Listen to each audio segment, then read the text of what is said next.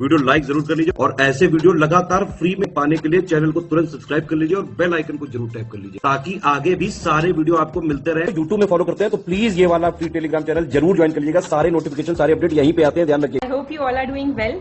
मैं Shivangi Singh study for civil services में आप सभी का बहुत बहुत स्वागत करती हूँ। उम्मीद करती हूँ आप लोगों का एग्जाम बहुत अच्छा गया होगा, आंसर कीज आप लोगों ने मिला ली होंगी।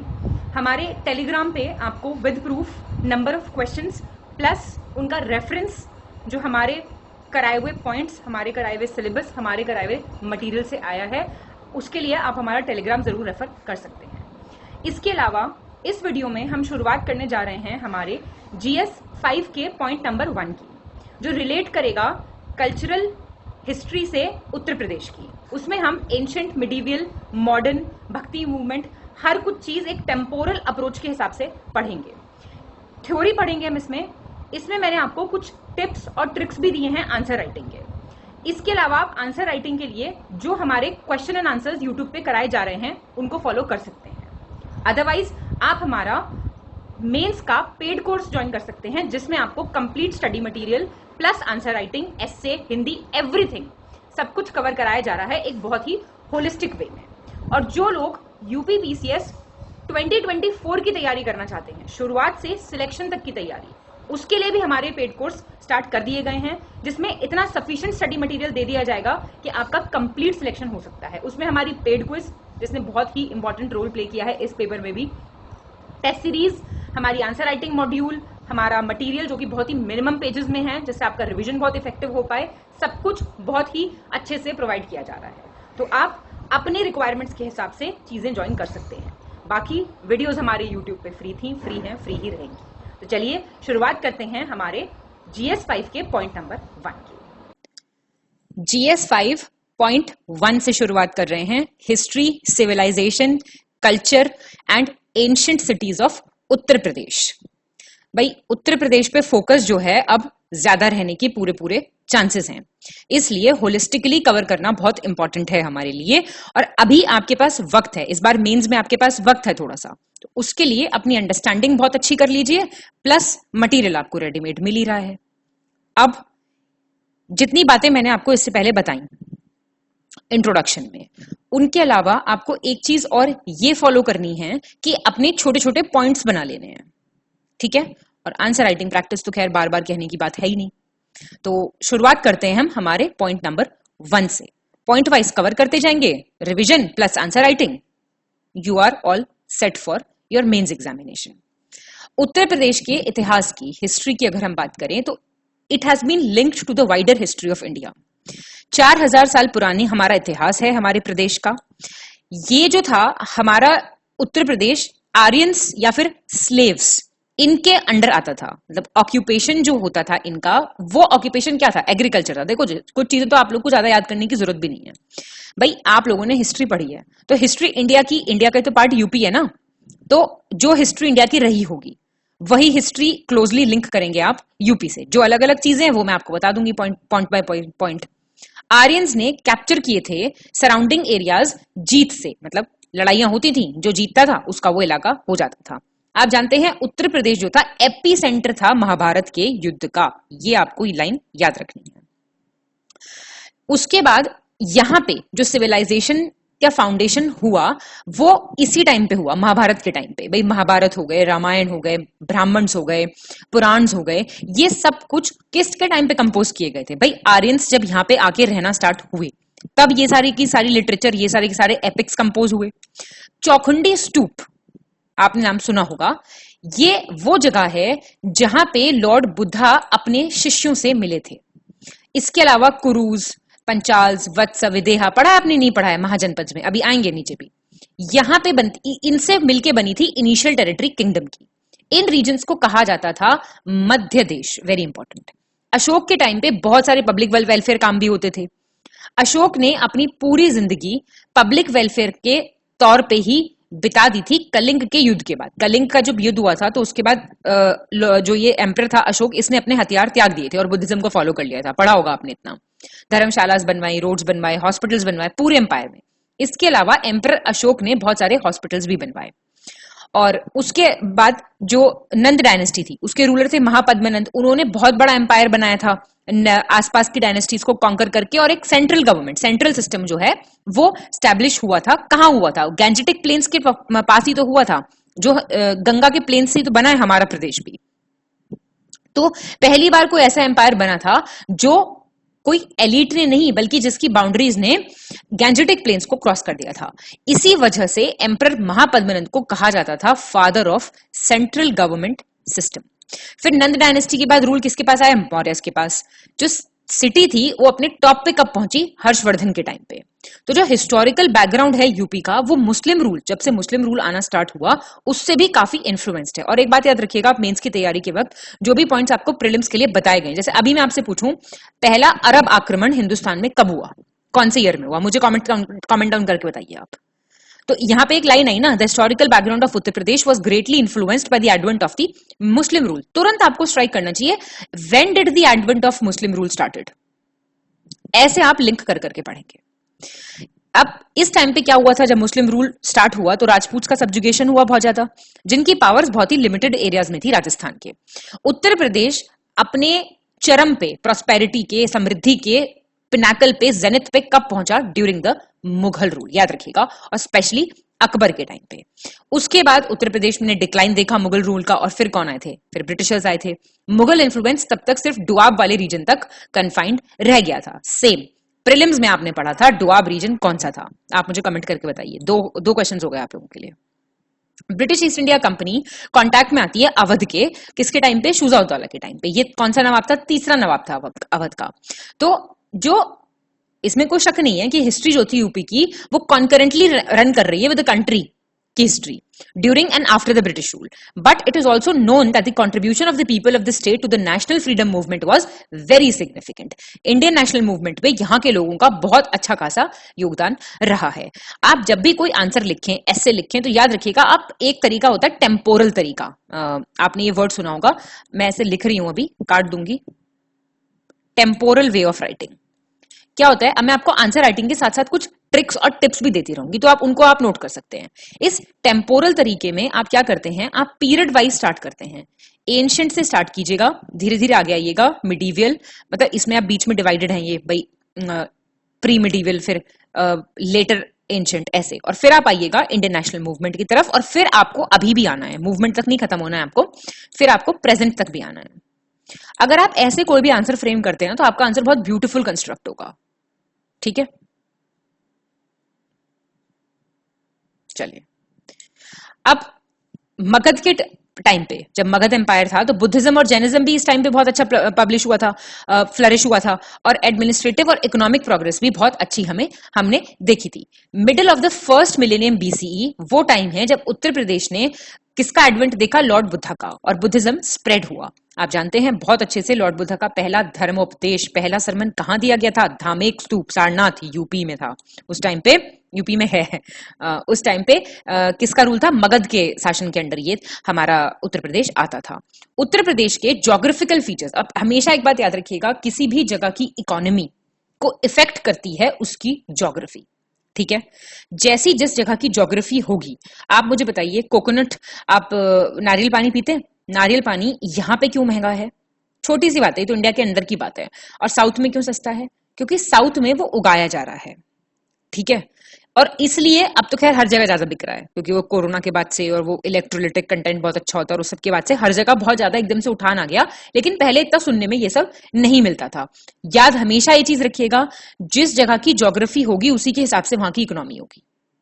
ठीक है, हमारे यहाँ सरसों का तेल ज्यादा प्रचलन में है, क्योंकि हमारी ज्योग्राफी ऐसी है नॉर्थ की कि यहाँ पे सरसों अच्छी होती है, साउथ में नारियल अच्छा होता है। समझ रहे हैं? सिर्फ मैं लिंक करने के लिए बता रही हूँ। तो अच्छा खासा यूनिक ज्योग्राफिकल फीचर्स हैं हमारे, मल्टी कल्चरल है, मल्टी एथनिक है। ये वर्ड्स लिख के आने हैं आपको आंसर में, इसी से मिलेंगे पॉइंट्स। मैं तो समझाने की भाषा में बता रही हूँ। ठीक है, hills, valleys, rivers, forest, plains, ये सब इसके प्राइम एग्जांपल्स हैं। और अच्छा खासा टूरिस्ट डेस्टिनेशन है इंडिया का। 35 मिलियन डोमेस्टिक टूरिस्ट हर साल यहाँ पे आते हैं। लेटेस्ट डेटा जो भी है आपको बता दिया जाएगा, पर अभी फिलहाल थ्योरी पढ़ने की बात है। और more than half of the जो फॉरेन टूरिस्ट हैं वो आते हैं, कहाँ पे आते हैं आप जानते हैं? ताजमहल देखने आते हैं। और मतलब टूरिस्ट डेस्टिनेशन भी ये अच्छा खासा है। और बहुत सारी जगहें हैं, टूरिस्ट प्लेसेस। वर्ल्ड का 7th मोस्ट पॉपुलर स्टेट है, वर्ल्ड का, सुनिएगा 7th मोस्ट। ऐसे ऐसे पॉइंट्स तो लिख के आने हैं, ऐसे तो पॉइंट्स एग्जामिनर को लगेगा बच्चे पढ़े लिखे हैं, ठीक है। तो उत्तर प्रदेश में उत्तर प्रदेश की जो है सबसे ओल्डेस्ट एविडेंस मिलते हैं यहाँ पे इंडिया के कल्चर और सिविलाइजेशन के। इसको कहा जाता है cradle of Indian civilization and culture as ancient cities and towns developed in the vicinity of the river Ganges. आप जानते हैं जहां भी नदी बह रही होगी, जहां भी बहुत प्रोमिनेंट नदी होगी, वहां के आसपास एग्रीकल्चर बहुत अच्छा होगा, वहां के आसपास की इकोनॉमी बहुत उठ जाएगी, ठीक है। और फ्रीडम स्ट्रगल में इंडिया का रोल काफी अच्छा रहा है, पॉलिटिकली स्ट्रॉन्ग स्टेट रहा है बहुत टाइम तक, even after independence. Political history की बात करें तो एंशिएंट टाइम्स में यूपी कैसे फेमस था? मध्य देश, मैंने अब आपको ऊपर बताया है। अच्छा, नॉर्थ इंडिया से हिस्ट्री रिलेटेड है यूपी की, क्योंकि ये रस्ते में था इन्वेडर्स के। सुनिए, अब नॉर्थ वेस्ट, ये वाला पार्ट है नॉर्थ वेस्ट पाकिस्तान, ठीक है, ये वाला पार्ट नॉर्थ वेस्ट, यहां से इन्वेडर्स आए। इन्वेडर्स कौन? जिन्होंने आक्रमण किया देश पे। ये जो था ये रस्ते में आया, दिल्ली जाते वक्त भी यूपी रस्ते में आएगा, ठीक है। तो और फर्टाइल प्लेन का पार्ट रहा है दिल्ली और पटना के बीच का। दिल्ली और पटना के बीच में सबसे ज्यादा फर्टाइल प्लेन किसके हैं? यूपी के। तो हमें हालांकि बहुत कम इंफॉर्मेशन मिलती है प्री हिस्टोरिक। प्री हिस्टोरिक मैंने आपको पहले भी बता चुकी हूँ, प्री हिस्टोरिक वो टाइम पीरियड है जिसमें कोई हमारे पास रिटन रिकॉर्ड्स नहीं होते हैं। देखिए, बहुत छोटी छोटी चीजें समझा के चल रही हूं मैं, जिससे आपको लिखने में ना प्रॉब्लम हो, दिमाग में अगर कॉन्सेप्ट क्लियर होगा ना, लिख बहुत बढ़िया पाओगे, ठीक है। तो प्री हिस्टोरिक पीरियड कौन सा है? जो आपका जिसमें हिस्ट्री लिखी नहीं गई है, ठीक है। तो हमें इतनी इंफॉर्मेशन नहीं मिलती है प्री हिस्टोरिक पीरियड के बारे में या फिर अर्ली हिस्ट्री पीरियड के बारे में हमारे स्टेट की। लेकिन जैसे जैसे एक्सकवेशंस, खुदाइयां हुई मिर्जापुर में, बुंदेलखंड में, तो हमें वहां से टूल्स मिले, वेपन्स मिले, एंशिएंट टाइम के, न्यू स्टोन एज के, हड़प्पन ऑब्जेक्ट्स मिले थे हमें आलमगीरपुर मेरठ से, जिससे हमें पता चलता है कि यहाँ की काफी प्रोलॉन्ग्ड हिस्ट्री है। और क्या पता, देखिए, आने वाले टाइम में और चीजें मिल जाए और साक्ष्य प्राप्त हो जाए, क्योंकि ये सब तो चल रहा है ना। 16 महाजनपद ग्रेजुअली डेवलप होते हैं एंशिएंट इंडियन हिस्ट्री में, आप जानते हैं अच्छे से, और हमेशा इनमें आपस में झगड़े रहते थे, वॉर्स रहते थे। इसी सीक्वेंस में कौशल जो है कंट्रोल करता है काशी और Avanti, took over the region of Vatsa, ठीक है। उसके बाद कौशल, अवंती जो है सब मगध के अंडर आ जाएंगे, एक के बाद एक। ग्रेजुअली मगध सबसे इंपॉर्टेंट किंगडम के रूप में उभर के आया था। With time the states of Haryanka, Shishunaga and Nanda dynasty were also merged in Magadha kingdom. जो एम्पायर थी नंद डायनेस्टी की, वो पूरे नॉर्थ पे एक्सटेंड करती थी एक्सेप्ट पंजाब एंड बंगाल। उसके बाद चंद्रगुप्त मौर्य ने नंद डायनेस्टी को, आप जानते हैं, डिफीट कर दिया था और वो आके शासन पे बैठे थे with the help of the great Kautilya और चाणक्य। तो एंटायर रीजन जो है, फिलहाल हम बात करें फिलहाल के यूपी का, तो ये जो रीजन था ये आता था चंद्रगुप्त मौर्य की डायनेस्टी में, ठीक है। और इनके बेटे बिंदुसार और फिर आप जानते हैं इनके ग्रैंडसन अशोक, और इन्हीं के टाइम पे जो है अच्छा खासा समृद्ध खुशहाल जगह थी ये। पुष्यमित्र शुंग जो थे वो बृहद्रथ को मार देते हैं, ये लास्ट रूलर थे मौर्य डायनेस्टी के, और ये कंट्रोल स्टैब्लिश कर लेते हैं मगध पे और नई डायनेस्टी स्टैब्लिश करते हैं, शुंग डायनेस्टी। महाभाष्य जो किसने लिखा था? पतंजलि ने। वो उसमें लिखा हुआ है invasion of Yavanas on Saket, Ayodhya, जिसको बाद में डिफीट किया था वासुमित्र ने, जो कि पुष्यमित्र के बेटे थे। तो मथुरा जो है, it remain the main city of Menander's empire for a long time. ये एक ग्रीक राजा था। यवन कौन थे? ग्रीक्स थे। मीनवाइल एक डायनेस्टी आई थी, कण्व डायनेस्टी, ठीक है। ये स्टैब्लिश हुई थी। शुंग के बाद कौन आए? कण्व। वासुदेव ने फाउंड की थी कण्व डायनेस्टी। सब लिस्टिंग वीडियो में बहुत पढ़ चुके हैं आप चीजें, वैसे तो सब काम आएंगी, देखिएगा। 73 बीसी में इस डायनेस्टी का रूल रहा था करीब 45 साल तक। बाद में सिमुक जो फाउंडर थे सतवाहन डायनेस्टी के, वो फिर इसको एंड करके एक नई डायनेस्टी स्टैब्लिश कर देंगे। ग्रेजुअली शख्स आएंगे यहाँ पे, ठीक है। पेपर में सवाल भी आया इस बार, तो है ना, सीक्वेंस में लगाने थे आपको, तो ये सब चीजें बहुत ध्यान से करनी होती हैं। शख्स आए थे, वो भी अट्रैक्ट हुए थे इंडिया की तरफ 60 बीसी में। उन्होंने स्टैब्लिश की थी क्षत्रप, कहां पे? मथुरा में। और इनके सबसे फेमस रूलर कौन थे? आप जानते ही हैं। शख्स के बाद पार्थियंस आए, पार्थियंस के बाद कुशन्स आए, नॉर्थ इंडिया को इन्वेड करते हुए बहुत इन्वेजन हुए। कुशन डायनेस्टी के फाउंडर कौन थे? कुजुल कटफिस। उनके बेटे थे विम कटफिस। उन्होंने अपनी एम्पायर को काफी अच्छा खासा एक्सपैंड किया गैंजेस वैली तक। उनके सक्सेसर थे कनिष्क, सबसे फेमस इस डायनेस्टी के। और बहुत सारे चाइनीज तिब्बतन हिस्टोरियंस ने डिस्क्राइब किया है कनिष्क का युद्ध with the king of Saket, Ayodhya, अभी बताया आपको। इसके बाद हर्ष के टाइम पीरियड में कन्नौज जो है मेन सिटी बन जाता है नॉर्थ इंडिया का। आप जानते हैं बहुत अच्छे से। किस लिए फेमस है Kannauj? One district one product scheme में, बताइए मुझे कमेंट करके। 8th सेंचुरी में यशोवर्मन कन्नौज पे कब्जा कर लेते हैं। उसके बाद कन्नौज पे कब्जा करने के लिए एक स्ट्रगल होगा, किन के बीच में? बंगाल के पाल्स के बीच में, राष्ट्रकूट साउथ इंडिया के और गुर्जर प्रतिहार वेस्ट इंडिया के, जिसको क्या बोला गया था? The tripartite struggle. पढ़ा है नहीं पढ़ा है आप लोगों ने? और जिसकी वजह से, जिसमें कौन जीता था याद रखिएगा, तीनों में से गुर्जर प्रतिहार जीत गए थे। और ये इन्होंने फिर एम्पायर को डोमिनेट किया था नॉर्थ इंडिया में बहुत टाइम तक।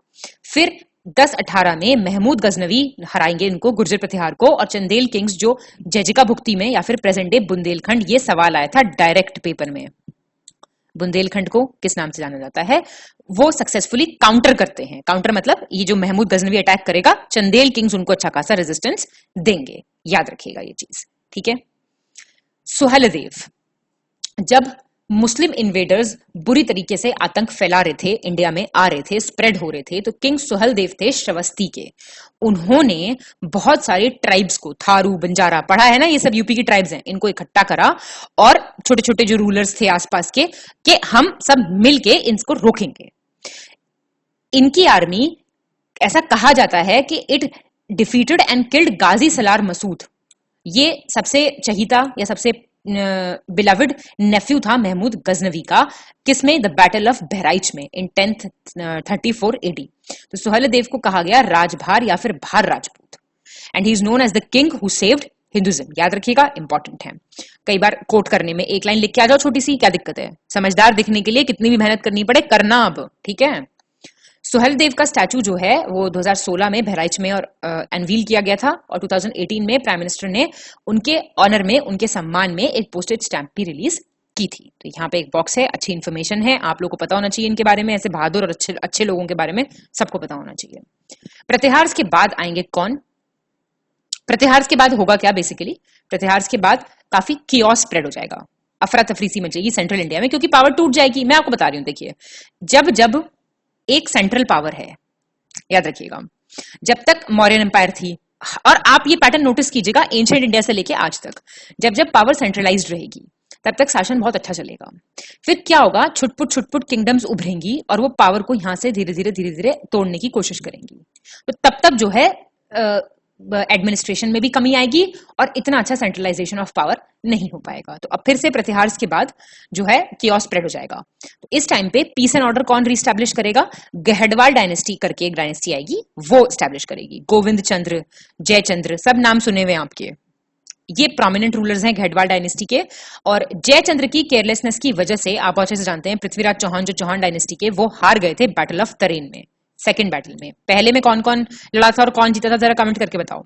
और उसके बाद फिर Jaichandra himself was defeated at the battle of Chandawar, Etawah में, और वो इस बैटल में फिर मर गए थे। इसके बाद आफ्टर दिस मेरठ, कोयल, अलीगढ़, असनी, कन्नौज, बनारस भी जो ये इन्वेडर्स के कब्जे में आ गए थे।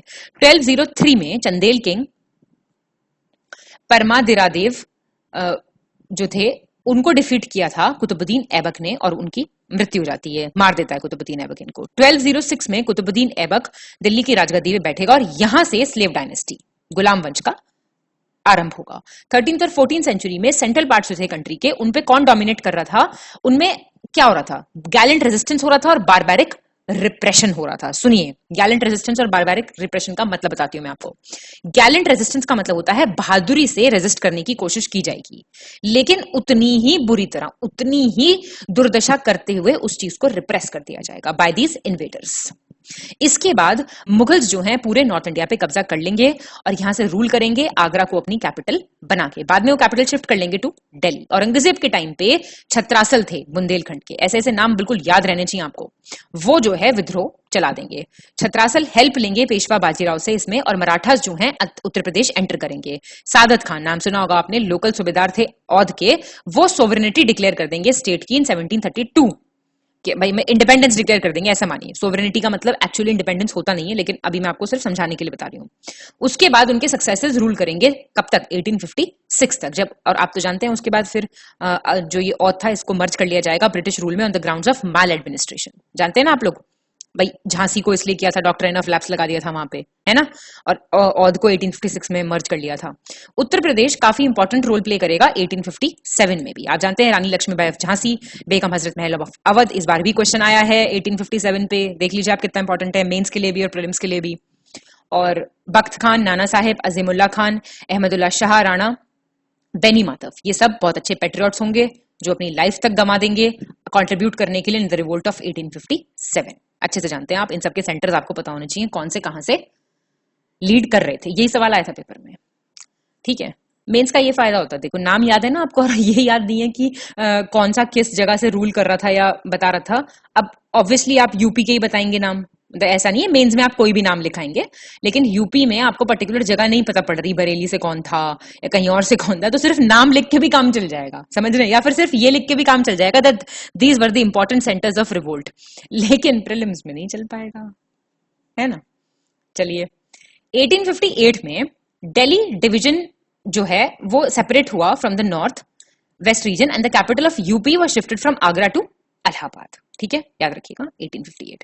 1877 में लेफ्टिनेंट गवर्नर की जो पोस्ट थी ऑफ नॉर्थ वेस्ट और चीफ कमिश्नर ऑफ ऑल, इनको आपस में दोनों को मर्ज कर देंगे और उस टाइम से ये जो पूरा एरिया होगा इसको कहा जाएगा north west Agra and Oudh united province, ये पूरा एक नाम होगा। फिर 1902 में, ये याद रखिएगा प्लीज, नाम बन रहा है अब यूपी का, धीरे धीरे यूपी एग्जिस्टेंस में आ रहा है यहाँ से, तो इसका एक चार्ट बना लीजिए आप। 1858 में ये था, फिर ऐसे ऐसे ऐसे थोड़ा सा माइंड मैप्स टाइप बना सकते हैं आप आंसर राइटिंग के लिए। 1902 में स्टेट जो बना ये वाला, अभी जो आपने ऊपर देखा ये वाला, इसको बुलाया जाने लगेगा Agra and Oudh united province या अवध यूनाइटेड प्रोविंस, जैसे आप बोलना चाहें। गवर्नर्स यहाँ पे अपॉइंट होते थे 1921 से, और उसके कुछ टाइम बाद लखनऊ को कैपिटल बनाया जाएगा। फिर 1937 में नाम फिर से शॉर्टन हो जाएगा यूनाइटेड प्रोविंसेस। फिर 2.5 साल बाद किसके, इंडियन इंडिपेंडेंस के, जनवरी 24, 1950 से हमारे स्टेट का नाम रखा गया उत्तर प्रदेश, जो कि हमारा अभी भी नाम है, ठीक है जी। तो ये आपको डेट याद रखनी है, बहुत ही इंपॉर्टेंट है।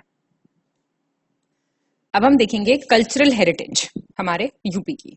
अब जानते हैं one of the oldest evidences Indian culture के पाए जा सकते हैं यहाँ से। वो अलग बात है कि हड़प्पा और मोहनजोदारो जैसी साइट्स यहाँ पे नहीं डिस्कवर की गई, लेकिन जो एंटिक्विटीज मिली हैं हमें बांडा, बुंदेलखंड, मिर्जापुर और मेरठ से, उससे पता चलता है कि हिस्ट्री जो है हमारी it is related to the early stone age and the Harappan age, ठीक है। पेंटिंग्स जो हैं बनाई गई थी by primitive men. Primitive men कौन था, जिसको राइटिंग की कोई नॉलेज नहीं थी और जो सब्सिस्टेंस फार्मिंग करता, जो सब्सिस्टेंस फार्मिंग नहीं, जो वॉन्डरर था, हर्डर and wanderer, not subsistence farming. अच्छा, कमेंट करके बताइए जरा सब्सिस्टेंस फार्मिंग किसे कहते हैं, एनसीईआरटी में दिया हुआ है ये, बताइए आप जरा। देखिए इस मॉड्यूल को करने से आपके एनसीईआरटी के कॉन्सेप्ट्स बहुत स्ट्रॉन्ग करा दूंगी मैं, बहुत अच्छे से। जो भी मुझे चीजें लगेंगी वो सब कुछ छुटपुट चीजें मैं आपको यहाँ पे बता दूंगी, तो आपका ये वन स्टॉप डेस्टिनेशन टाइप हो जाएगा चीजें, फिर इधर उधर नहीं भागिएगा, सिर्फ अपना आंसर राइटिंग प्रैक्टिस करी और अपना चेक करा लिया। तो जो चौक से या फिर डार्क रेड कलर, जिसको वो बोलते थे ना ऑचरे कलर्ड, ठीक है, गेरुआ रंग, उससे बना के कुछ पेंटिंग्स पाई गई हैं। आप जानते हैं कहां पे मिली हैं, विंध्यन रेंजेस में मिली हैं, मिर्जापुर के आसपास। इसी टाइम की पॉटरी बर्तन मिले हैं अतरंजी खेड़ा से, कौशाम्बी से, राजघाट से, सोंख से। देखिए जब स्टेट वाइज लिखेंगे ना आप क्वेश्चंस, तो इंडिया की हिस्ट्री में तो आपके पास बहुत सारे ऑप्शंस होते हैं, स्टेट में आपके कुछ ही पॉइंट्स हैं। जो मैं अंडरलाइन कर रही हूं ना आपके सामने, प्लीज इनका कहीं पे नोट बना लीजिएगा, या फिर 2-3 बार वीडियो, 2 बार देख लीजिएगा वीडियो मेरे हिसाब से, तो भी बात बन जाएगी। इसके अलावा ऑब्जेक्ट्स भी मिले हैं कानपुर, उन्नाव, मिर्जापुर, मथुरा, इन सब जगहों से। मतलब जो ये बताते हैं हमको कि आर्यंस जो हैं इन स्टेट में, हमारे स्टेट में अराइव कर गए थे। इन सब एविडेंस के हिसाब से this is absolutely possible that the evidence of Indus valley and Vedic civilisations are also buried under the ruins of the ancient sites here. मैंने आपको बताया ना, आप खोज तो जारी है ना, कल को क्या पता कुछ कहीं से मिल जाए और वो उस जगह का हो, ये चीज बताई मैंने आपको अभी। And UP is the origin place of ancient civilization of Hindus, very important. बहुत बड़ा पार्ट एंशिएंट वैदिक लिटरेचर का, सब कॉन्टिनेंट का ओरिजिनेट हुआ यहीं के आश्रम से। स्कल्पचर्स, आर्किटेक्चर, बुद्धिस्ट टाइम के बहुत अच्छा सिग्निफिकेंटली कंट्रीब्यूट किया है इंडियन कल्चरल हेरिटेज में। आर्किटेक्चर हो गया, पेंटिंग हो गया, म्यूजिक हो गया, डांस हो गया, आप जानते हैं बहुत अच्छा फ्लरिश किया था during the Mughal period. Architecture पे क्वेश्चन आता है, टप्पा स्टाइल पूछा है इस बार पेपर में, पूछा है कि नहीं पूछा है। और फिर ताजमहल जब कंस्ट्रक्ट हो गया आगरा में, तो आप जानते हैं मुगल आर्किटेक्चर जो है अपनी पीक पे पहुंच गया। म्यूजिक ट्रेडिशन देख लीजिए आप यूपी के, वो भी बहुत अच्छे खासे डेवलप हुए थे इसी टाइम पे। सितार, तबला, जिनको काफी पॉपुलर म्यूजिकल इंस्ट्रूमेंट्स माना जाता है इंडियन म्यूजिक में, they evolved during this time only. Kathak, very important, the classical dance form of north India, originated as a devotional dance in the temples of Mathura and Vrindavan in the 18th century. ठीक है, और कितने classical dance हैं forms India के? Kathak is one of them, है ना। Story tellers बोलते हैं ना, कथक का मतलब होता था स्टोरी टेलर्स, उससे ये ओरिजिनेट हुआ था। तो ये पहले एज अ डिवोशनल डांस होता था, भगवान की भक्ति में किया जाने वाला नृत्य।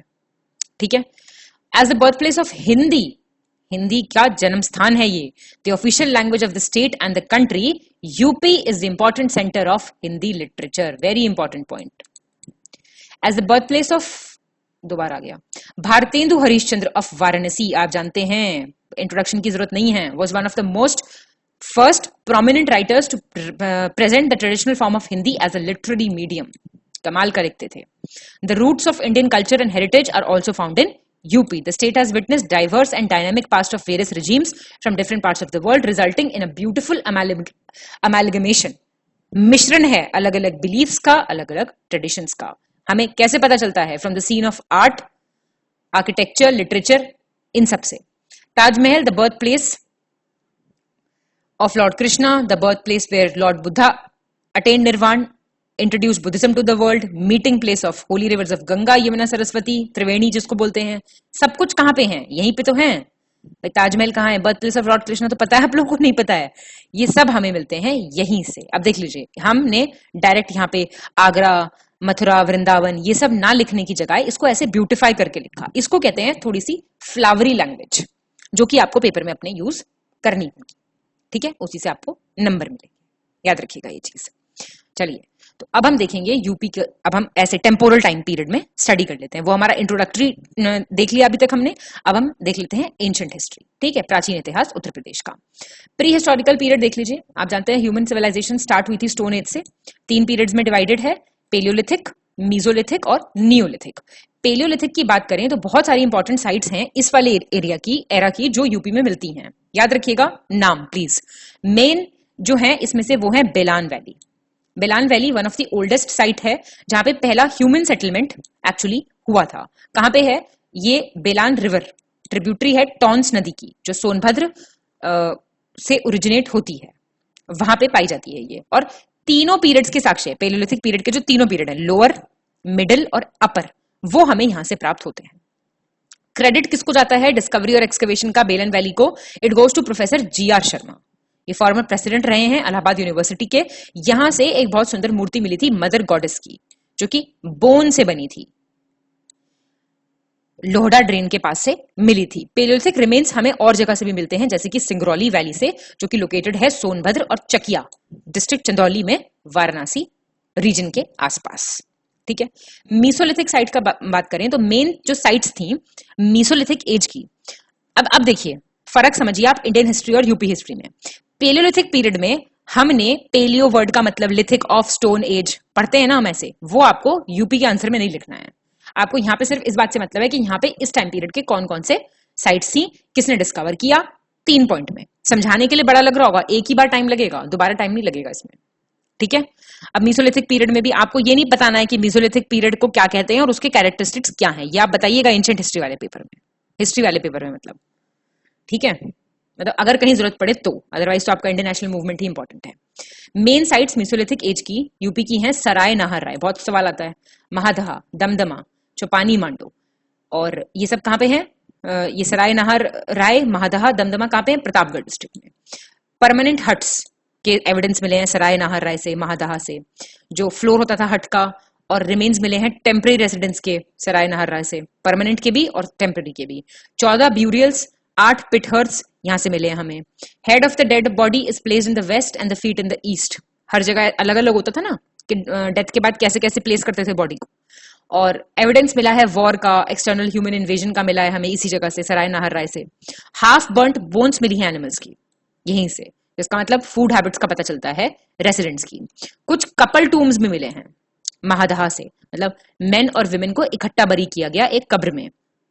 एरो हेड्स मिले हैं, ऑर्नामेंट्स मिले हैं, बोन से बने हुए, हड्डियों से बने हुए, स्मॉल स्टोन के टूल्स मिले हैं, कहां से, इन दोनों साइड से, 41 ब्यूरियल्स और कुछ पिट हर्ट्स मिले हैं दमदमा से, ठीक है, और 5 double tombs burials of 2 dead bodies together while 3 human dead bodies are kept together in a mausoleum. यहां से छोटे छोटे टूल्स मिले हैं, कुछ कुछ ऑर्नामेंट्स मिले हैं वही हड्डियों से ही बने हुए, और मैक्सिमम 17 ह्यूमन स्केलेटन्स मिले हैं किसी रॉक शेल्टर से। वो कहां से मिले हैं, लेखिया, कहां पे, नियर प्रयागराज। ये कुछ चीजें आप पॉइंट फॉर्म में लिख सकते हैं। न्यूलिथिक एज की बात करें तो न्यूलिथिक साइट्स की बात करें तो कोल्डी हवा के अलावा मगध और पंचोहो जो लोकेटेड है बिलान रिवर में प्रयागराज में, इसके अलावा नाम आते हैं लहुरा देव of Sant Kabir Nagar district, काफी इंपॉर्टेंट नाम है। अर्लीस्ट एविडेंस एग्रीकल्चर का, मड ब्रिक का, मिट्टी से बनी ईंटों का। Grass thatched dwellings, grass thatched dwellings कौन से हो गए, घास से वो जो थैचिंग करते हैं ना, थैचिंग समझते हैं आप, वो भूसे से जो हट बना देते हैं उस तरीके की भी इनसाइट से मिली हैं। Where evidence of paddy cultivation, धान की खेती के एविडेंस मिले, आप जानते हैं, बहुत फेमस कोल्डियावा से। और रिसर्च की बात करें तो Lahuradewa is being accepted as the oldest site of agriculture in the Indian subcontinent, बहुत इंपॉर्टेंट है। पैडी कल्टीवेशन के भी यहां से आपको साक्ष्य प्राप्त होते हैं। पहले स्टोन टूल्स न्यूलिथिक पीरियड के ऑब्टेन हुए थे, किए थे किसने, ले मेज्योर ने in 1860 in the Tons valley, river valley of UP. Koldihwa Allahabad में लोकेटेड है। It is the only site from where the earliest evidence of rice have been received. तो ये तो कुछ चीजें इतनी इंपॉर्टेंट है कि आपको नॉर्मली याद होंगी, कुछ चीजें यूपी स्पेसिफिक आपको याद करनी पड़ेंगी। मेंस में आप सोच रहे हो प्रीलिम्स में बहुत मेहनत कर ली, थक गए हैं, मेहनत तो आप अब देखिए कितनी होगी। Proto historical period, Harappan culture Indus civilization आप जानते हैं। इंपॉर्टेंट आर्कियोलॉजिकल साइट्स इस टाइम पीरियड की कहां से मिली है, मेरठ से और सहारनपुर से, यूपी में। Eastern most site very important कौन सी है, आलमगीरपुर। सवाल आया है ऐसा कोई मिलता जुलता, नहीं आया है, बताइए कहां पे मिलती है ये आपको, हिंडन नदी के किनारे बसी एक जगह है, ट्रिब्यूटरी यमुना नदी की है ये, और मेरठ डिस्ट्रिक्ट के अंदर आती है ये। एंशिएंट साइट जो डिस्कवर की गई थी 1958 में बाय यज्ञदत्त शर्मा, आलमगीरपुर। इसको कहा जाता है एज पराशराम्स खेरा या फिर पराशराम्स खेड़ा, ऐसे बोल लो। आलमगीरपुर के अलावा हुलास सहारनपुर से, बदगांव बागपत, मानपुरा बुलंदशहर, कैराना शामली और मंडी विलेज मुजफ्फरनगर, इनको भी आइडेंटिफाई किया जा रहा है as Harappan townships. Panchal kingdom की बात करें तो वो कहां से कहां तक फैला हुआ था, it was spread across the Ganga plain between the present day Kanpur and Varanasi. Present Budaun, Bareilly, Farrukhabad भी इसके अंदर इंक्लूडेड थे। कैपिटल थी काम्पिल्य, एक जगह है फिलहाल फरूखाबाद में। Kashi was located in the present Varanasi region and Ajatashatru was the king of Kashi in the later Vedic period. Alamgirpur में बहुत सारे पीसेस मिले हैं, बीड्स के, ब्रेड रोलिंग बोर्ड मिले हैं रोलिंग पिन के साथ, बाउल्स मिले हैं। इसके अलावा पीकॉक की, स्क्विरल्स, गिलहरी की फोटोज मिली हैं, कुछ स्क्रिप्ट मिली हैं जो पॉटरी पे लिखी हुई है, और जिससे पता चलता है कि जो रेसिडेंट्स थे they were familiar with the art of writing. अभी तो हड़प्पन स्क्रिप्ट डेसिफर की गई है, लिखा क्या है तो किसी को पता ही नहीं है, लेकिन हाँ ये तो पता है लिखा है, ठीक है। फिर अगर हम अब एंशिएंट खत्म, अब हम वैदिक पीरियड में आते हैं, तो कोई खास मेंशन नहीं है किसी रीजन का प्रेजेंट डे यूपी का वैदिक हिम्स में, जो वैदिक हिम्स कंपोज्ड है ना उसमें नहीं है। Even the location of the Holi reverse Ganges and Yamuna is mentioned on the far horizon of the land of Aryans, मतलब एग्जैक्ट जो आज ये लोकेटेड है ना नदियां, ये भी नहीं मेंशन्ड है। लेटर वैदिक एज में आते आते इंपॉर्टेंस ऑफ सप्त सिंधु कम हो गई थी एंड दैट ऑफ ब्रह्म ऋषि देश और मध्य देश इंक्रीज्ड। याद रखिएगा इस टाइम पे प्रेजेंट डे उत्तर प्रदेश थोड़ा सा सेक्रेड प्लेस बन जाएगा, धार्मिक स्थल बन जाएगा और मेजर सेंटर बन जाएगा वैदिक कल्चर और नॉलेज का। तो अगर बात करें वैदिक हिम्स में, उसमें कोई जिक्र नहीं है हमारा यूपी का। 16 जनपद में से जो डेवलप हुए थे वैदिक और लेटर वैदिक पीरियड में, 8 लोकेटेड थे प्रेजेंट डे यूपी में। तब तो यूपी नहीं था ना, 8 थे प्रेजेंट डे यूपी में। अब देख लीजिए कौन कौन से इंपॉर्टेंट है। कुरु, मेरठ, दिल्ली रीजन वाला है ये। पांचाल, बरेली, बदाऊं, फरूखाबाद वाले रीजन जो आज के हैं वो इसमें इंक्लूडेड थे। सोरासेन तो ये मथुरा वाला, वत्सा प्रयागराज, कौशल अवध, श्रवस्ती वाला, मल्ल देवरिया वाला, काशी वाराणसी और छेदी बुंदेलखंड, ये आप याद रखिएगा।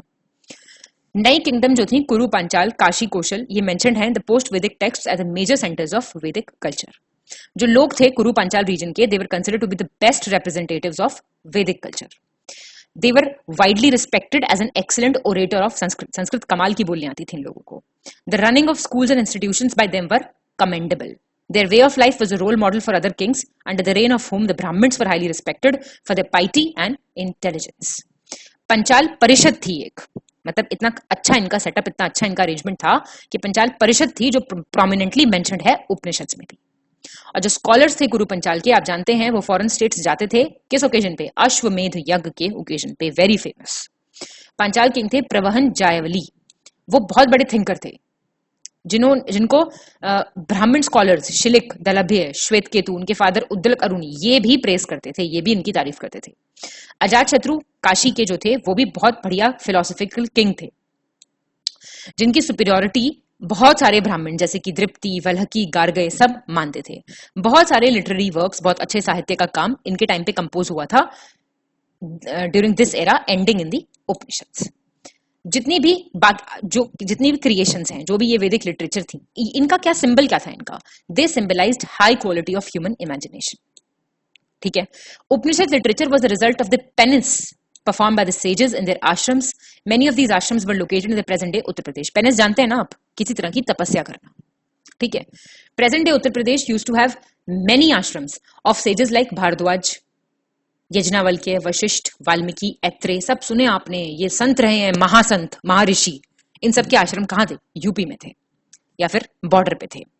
और कुछ अर्यंक और उपनिषद जो हैं वो लिखे गए थे इन्हीं किसी आश्रमों में इन उत्तर प्रदेश। ठीक है। पोस्ट वैदिक पीरियड पे आएंगे अब। एविडेंसेस मिलते हैं of the cultural heritage of Uttar Pradesh comes from the period of Ramayana and Mahabharata. जैसे मैंने आपको बताया ये एपिक पीरियड माना जाता है, महागाथाएं हैं ये। महाभारत तो महागाथा है ना। जो स्टोरी थी रामायण की वो किसके अराउंड रिवॉल्व होती है? Around the Ikshvaku dynasty of the Koshal and the basis of Mahabharata resided on Kuru dynasty of Hastinapur. तो जो लोकल लोग हैं they strongly believe that the ashram of Maharshi Valmiki, जो कि ऑथर है रामायण के, वो लोकेटेड है एट ब्रह्मवर्त, बिठुर जगह है कानपुर के पास, उसके सराउंडिंग्स वाले एरिया में, and the surroundings of Naimisharanya who narrated the story of Mahabharata as he heard from Ved Vyas. Very important. कुछ स्मृति, कुछ पुराण भी कंपोज हुए थे, मतलब लिखे गए थे यूपी में। गौतम बुद्ध, महावीर, महाकली पुत्र गोशाल, ये कुछ बहुत बड़े थिंकर्स रहे हैं। अब ये सिर्फ भगवान तो नहीं थे, ये तो थिंकर्स भी थे ना, गौतम बुद्ध और महावीरा, जिन्होंने यूपी का पूरा सिस्टम रेवोल्यूशनाइज कर दिया था 6th सेंचुरी में। और आप जानते हैं इनमें से महाकली पुत्र गोशाल जो थे वो श्रवण में उनका जन्म हुआ था, नियर श्रवस्ती। आजीविका सेक्ट सुना होगा आपने, बहुत फेमस है, उसके ये फाउंडर थे। लॉर्ड महावीर 24 तीर्थंकर कहे जाते हैं जैन्स के। उनका जन्म बताया जाता है बिहार में और उनके बहुत ज्यादा फॉलोअर्स थे यूपी में भी। ऐसा बोला जाता है कि वो यूपी में रहे हैं 2 बार रेनी सीजन्स के वक्त। ये लोग ट्रैवल करते थे, आप जानते हैं, फिर जब बारिश पड़ जाती तो ये विहार सुना है ना आपने, उसमें रुक जाते थे रेस्ट करने के लिए या फिर मौसम निकालने के लिए। Once at Shravasti and the second time at Padrauna near Deoria, दोनों नाम याद रखिएगा। Pava also prove to be his final resting place. आप जानते हैं पावपुरी में इनकी डेथ होती है। In fact Jainism was popular in Uttar Pradesh even before the period of Mahavira. बहुत से तीर्थंकर, भाई ये तो 24वें थे ना, इससे पहले भी तो 23 तीर्थंकर थे। तो जो तीर्थंकर थे कुछ पार्श्वनाथ, सांभरनाथ, चंद्रप्रभा, ये हम यूपी के ही स्टेट में पैदा हुए थे और कैवले भी, एनलाइटनमेंट भी इनको यहीं पे मिला था। तो the popularity of Jainism was maintained in the state even in the future centuries. इसका एविडेंस हमें मिलता है from the ruins of many ancient temples. तो ऐसे आप लिख सकते हैं थोड़ा सा। The remains of a grand Jain stupa has been excavated near the Kanakali mound in Mathura, while the Jain temples built in the early Middle Ages are still preserved at Deoghar, Chanderi and other places. तो जब Jainism में आपको थोड़ा सा लिखना हो तो इन जगहों के आपको नाम मेंशन करने पड़ेंगे। ठीक है। उत्तर प्रदेश की बात करें in the era of Mahatma Buddha, तो Gautam Buddha, founder of Buddhism, very famous. He was born in Lumbini, Nepal. उनके father king Shuddhodana was ruler of a small kingdom Kapilavastu. उनकी मदर थी माया, जो आती थी एक स्मॉल किंगडम देवड़ा से, जो कि देवरा डिस्ट्रिक्ट में लोकेटेड है। धार्मिक स्तूप कहाँ पे है? बहुत बड़ा स्तूप है सारनाथ वाराणसी में। जो ये स्तूप्स हैं इनका ओरिजिन है एज प्री बुद्धिस्ट ट्यूमुलाई, मतलब इसमें एस्केटिक्स बरी किए जाते थे सिटिंग पोजीशन में, जिसको बोला जाता था चैत्य। बुद्धा के महापरिनिर्वाण के बाद उनके रिमेन्स क्रिमेट हुए और उनकी जो एशेस थी, अस्थियां जो प्रोड्यूस हुई, उसको 8 माउंट्स में डिवाइड कर दिया गया था और उसको फिर दफना दिया गया था। इसके अलावा 2 माउंट्स ऐसे भी हैं जिसमें अर्न्स और एम्बर्स हैं, मतलब एक में तो आपने एशेस रख दी और जिसमें वो जो अर्न्स जिसके अंदर जिस बर्तन में वो थी उसको आपने अलग जगह रख दिया। तो ज्यादा कुछ खास नहीं पता इनके बारे में, लेकिन अभी मतलब it is yet to possibly identify the original 10 monuments. इसके अलावा डेकोरेशंस मिलती हैं कुछ और एंशिएंट माउंट्स की, कहां से? सारनाथ और सांची से। In order to mark the various life achievements of lord Buddha at Sarnath, Dhamek stupa को इंस्ट्रक्ट किया गया 500 AD में। जो पहले जो बिल्ड किया गया था ना स्ट्रक्चर धामिक स्तूप से पहले, किसके ऑर्डर पे? The great Mauryan emperor Ashok in 249 BC। और जो ऊपर के स्तूप्स हैं ये ओरिजिनेट हुए थे in the form of circular mounts. आपने डायग्राम देखा होगा, नहीं देखा तो आप एक बार देख सकते हैं, मेंस में आप थोड़ा बहुत डायग्राम भी बना के आ सकते हैं, ऐसी कोई दिक्कत नहीं है, अच्छा रहता है आंसर उससे। It was surrounded by large stones. तो किंग अशोक ने स्टूप्स बिल्ड किए थे to preserve the small pieces of calcined bone and other relics of Buddha and his disciples. इस साइड के पास एक अशोकन पिलर भी मिलता है आपको, जिसमें बहुत सारे इंस्क्रिप्शंस उसके ऊपर लिखे हुए हैं। धामिक स्तूप जो है it marks the spot, Rishi Pattan बोलते हैं जिसको, which can be translated to be where sages arrived, जहां पे बुद्धा एनलाइटनमेंट के बाद मतलब उस स्पॉट पे आए थे जहां पे उन्होंने अपने 5 डिसाइपल्स को धर्मोपदेश दिया था। प्रेजेंट शेप की बात करें तो स्तूप जो है एक सॉलिड सिलेंडर है, ब्रिक से बना हुआ, स्टोन से बना हुआ, जिसकी हाइट है करीब 43.6 मीटर्स तक and it has a diameter of 28 meters. ये लार्जेस्ट स्ट्रक्चर है सारनाथ का, और इसके अंदर बहुत, आप में से तो गए होंगे बहुत लोग, आई एम श्योर, सारनाथ का स्तूप, सारनाथ घूमने। It has exquisitely carved figures of humans and birds on its wall as well as some inscriptions written in Brahmi script. ठीक है, स्क्रिप्ट ध्यान रखिएगा कौन सी है।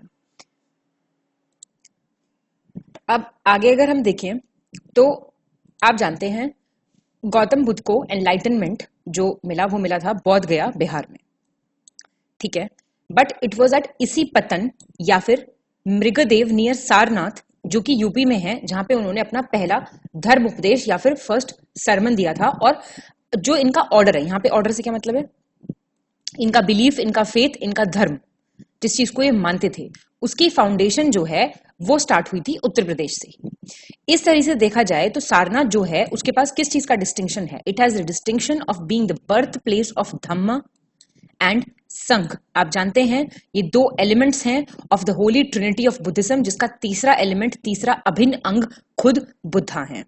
तो ये तीनों आपको याद रखने हैं और बहुत ब्यूटीफुल लगेगा अगर आप ये लाइन लिख के आएंगे, that Sarnath has the distinction of being the birth place of Dhamma and संघ। संघ वो था जिसमें सारे बुद्धिस्ट मॉन्क्स आएंगे और एक particular code of conduct follow करते हुए उसको फॉलो करेंगे, और धम्म वो था जब वो लोग सब इकट्ठा हो गए हैं तो वो जो प्रोपोगेट कर रहे हैं। आप जानते हैं अशोका ने भी अपने बेटे को, अपनी बेटी को श्रीलंका वगैरह भेजा था for the propagation of this Dhamma, ठीक है। कुशीनगर एक दूसरा प्रोमिनेंट जगह है जो रिलेटेड है to the biography of Mahatma Buddha in UP where he attained Mahaparinirvana. बस कीवर्ड्स याद रखिएगा, सेंटेंस तो आप बना ही देंगे, देखिए बस इंग्लिश ठीक लिखिएगा, सिंपल इंग्लिश लिखनी है लेकिन ठीक लिखनी है। Apart from this the capital of Kosala, Shravasti and संख्याशर संकिशा एटा के पास पड़ती है, ये are also some of the prominent places where notable events took place in his life. तो कुछ और आप जगह नोट कर सकते हैं जहां पे, जिनको आप मेंशन कर सकते हैं। देखिए खाली आंसर लिखने से काम नहीं चलेगा, आपको थोड़ा ब्यूटिफिकेशन करना पड़ेगा आंसर का, ठीक है, थोड़े से फूल पत्तियां लगानी पड़ेगी आंसर में, तो ये फूल पत्तियों का काम करेंगी ये कीवर्ड्स। चलिए, और बहुत सारे रूलर्स थे अलग अलग स्टेट्स के जो अर्स्टवाइल उत्तर प्रदेश में थे, जो बहुत इन्फ्लुएंस रहे from the teachings of Buddha.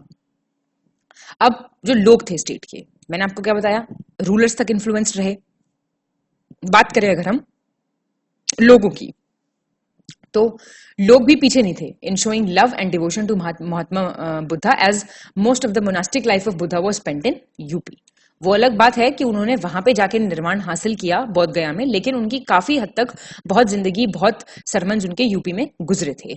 तो कोई एग्जैजरेशन नहीं है कि मेन प्लेस जहां पे डेवलपमेंट हुआ, देखिए डेवलपमेंट कैसे होता है, डेवलपमेंट कोई ऐसे थोड़ी ना है कि यहां से उठ के इस पॉइंट से उठ के इस पॉइंट पे आप गए और यहां पे डेवलपमेंट हो गया, नहीं, development is an ongoing process, जो प्रोसेस चल रहा है। तो ये जो प्रोसेस चला डेवलपमेंट का, ये मेनली हुआ यूपी में, ठीक है। और बुद्धिज्म, जैनिज्म के अलावा पुराणिक ब्राह्मणिज्म भी अच्छा खासा पॉपुलर हुआ था उत्तर प्रदेश में। आप लिख सकते हैं, सिर्फ जैनिज्म बुद्धिज्म नहीं लिखना, आपको 1-2 लाइन और लिखनी है। एंशिएंट आइडल्स मिलते हैं हमें रेवर्ड गॉड्स गॉडेसेस के ब्राह्मणिज्म के से रिलेटेड उत्तर प्रदेश में, जो कि कुषाण पीरियड के कोई मंदिर है उससे मिलते हैं, जो ये इंडिकेट करता है कि ब्राह्मणिज्म की काफी पॉपुलैरिटी रही है स्टेट में।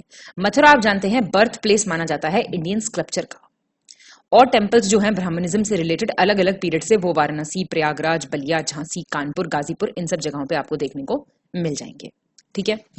और मैं फिर बता रही हूँ आपको, इसको पढ़ने के बाद, थ्योरी करने के बाद, आप साथ साथ हमारा प्रैक्टिस चल रही है, क्या बोलते हैं, यूट्यूब पे मिल जाएंगे आपको फ्री वीडियोस, वो उससे आप अपने आंसर प्रैक्टिस कर सकते हैं, ठीक है। और जिनको चेक कराना है उसके लिए आपको हमारा पेड ग्रुप ज्वाइन करना पड़ेगा। तो ये चीज आप जरूर करें कि थ्योरी पढ़ने के बाद उसकी भी हम प्रैक्टिस करा रहे हैं, तो वो भी आप कर सकते हैं। और एग्जाम से पहले आपको टॉप 500 क्वेश्चंस का मॉड्यूल भी प्रोवाइड किया जाएगा, ठीक है।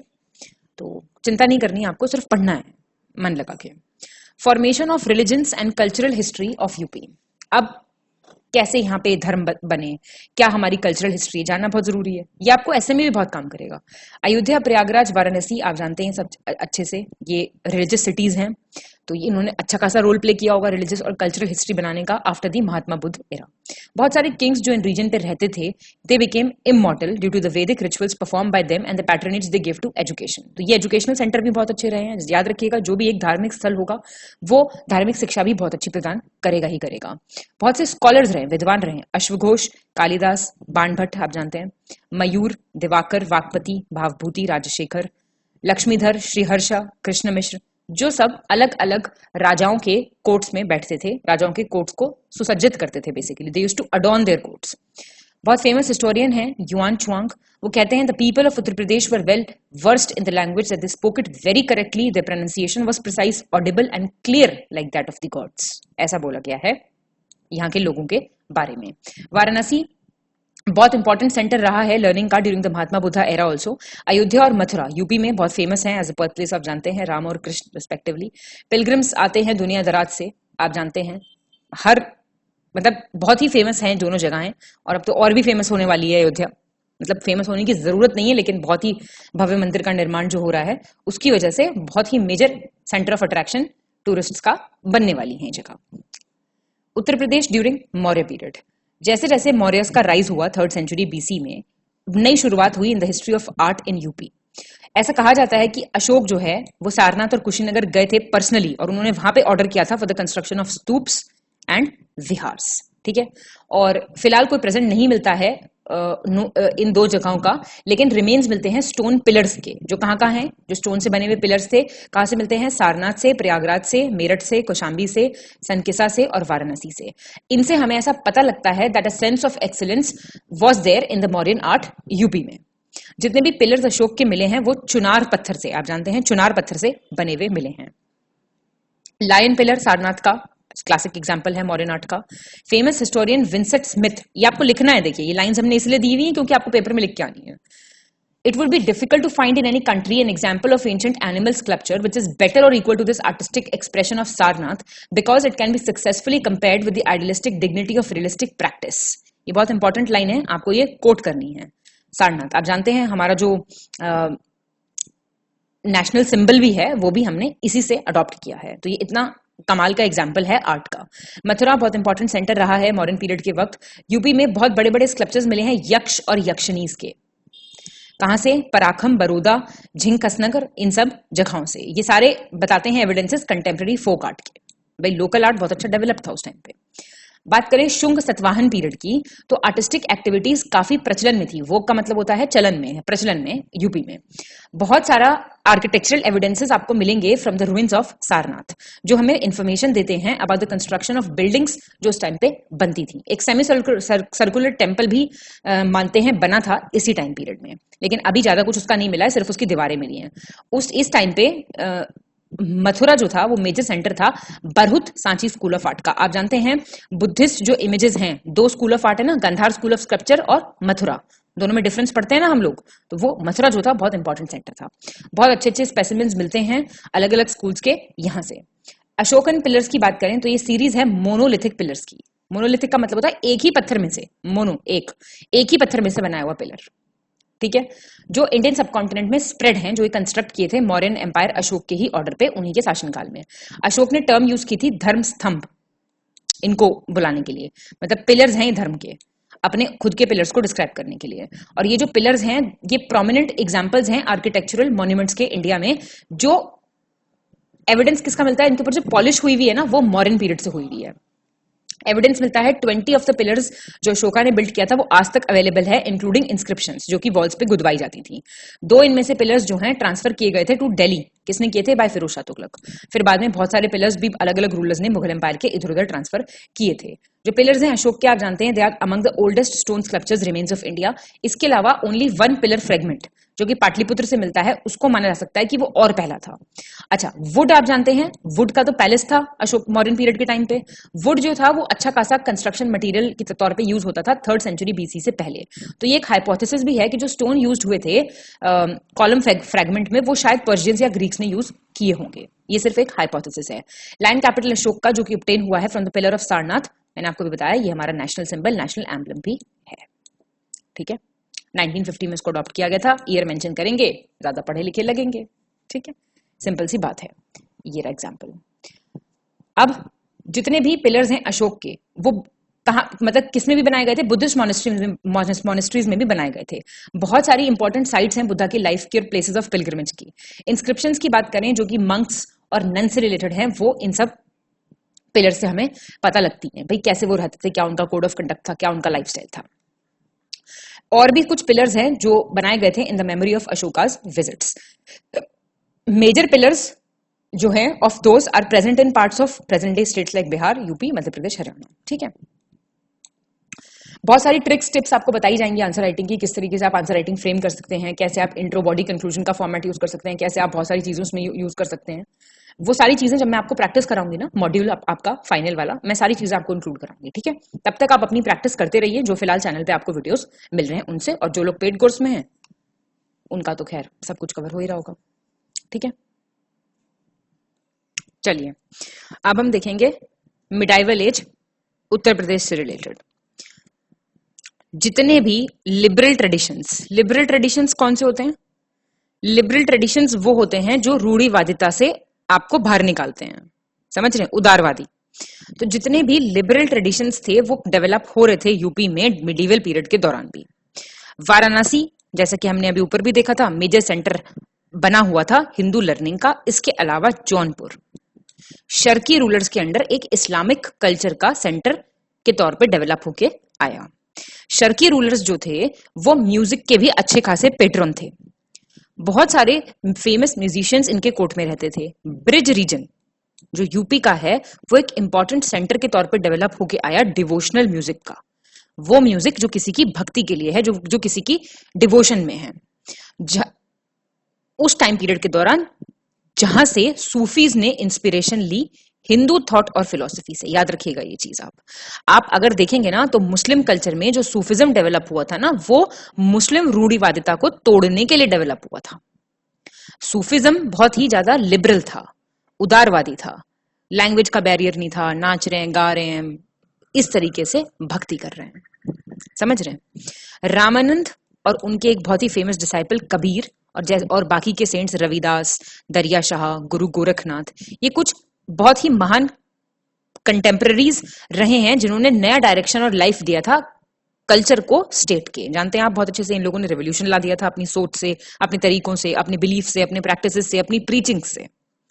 हिंदू टीचर्स जो थे इस टाइम के, उन्होंने फोकस किया कि आप कास्ट सिस्टम को बिल्कुल खत्म कर दो और मोनोथिज्म, वननेस ऑफ गॉड पे, भगवान की एकता पे, मतलब मालिक जो है वो एक है, उसकी इस सेंटर पे, इस नोशन पे आप बिलीव करना स्टार्ट कर दो। और मुस्लिम्स इसी तरीके से इन्फ्लुएंस हुए सूफी मिस्टिसिज्म से। अब मिस्टिसिज्म क्यों कहा गया है आप जानते हैं? ये लोग बीमारियां ठीक कर देते थे। आज भी आपने कुछ चीजें पढ़ी होंगी, विजुअलाइजेशन की प्रैक्टिस जिसको बोलते हैं, लॉ ऑफ अट्रैक्शन, मैनिफेस्टेशन, पढ़ी होंगी बहुत लोगों ने ये चीजें।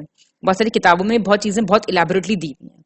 तो मिस्टिसिज्म क्या था? मिस्टिसिज्म एक तरीके का, आप ऐसे समझ सकते हैं कि कहते हैं ना कि हमारे भगवान ने ठीक किया इस चीज को, समझ रहे हैं।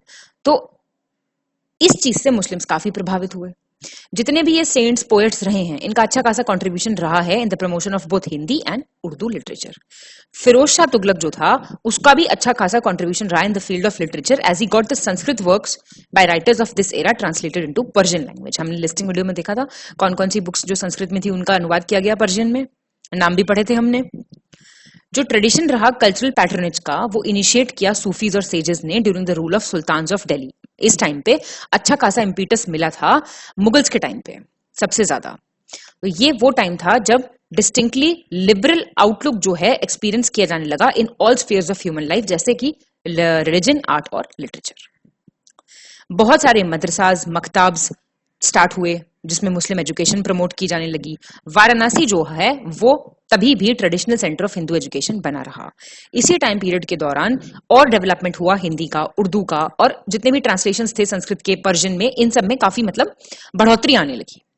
तुलसीदास, सूरदास, केशवदास, भूषण, मलिक मोहम्मद जायसी, रक्षान, मैतीराम, घनानंद, बिहारी, देव, गिरधर, कविराय, ये बहुत ही महान पोएट्स रहे हैं जिन्होंने यूपी को बहुत ही प्राउड फील कराया, गर्व है जैसे जिनपे प्रदेश को।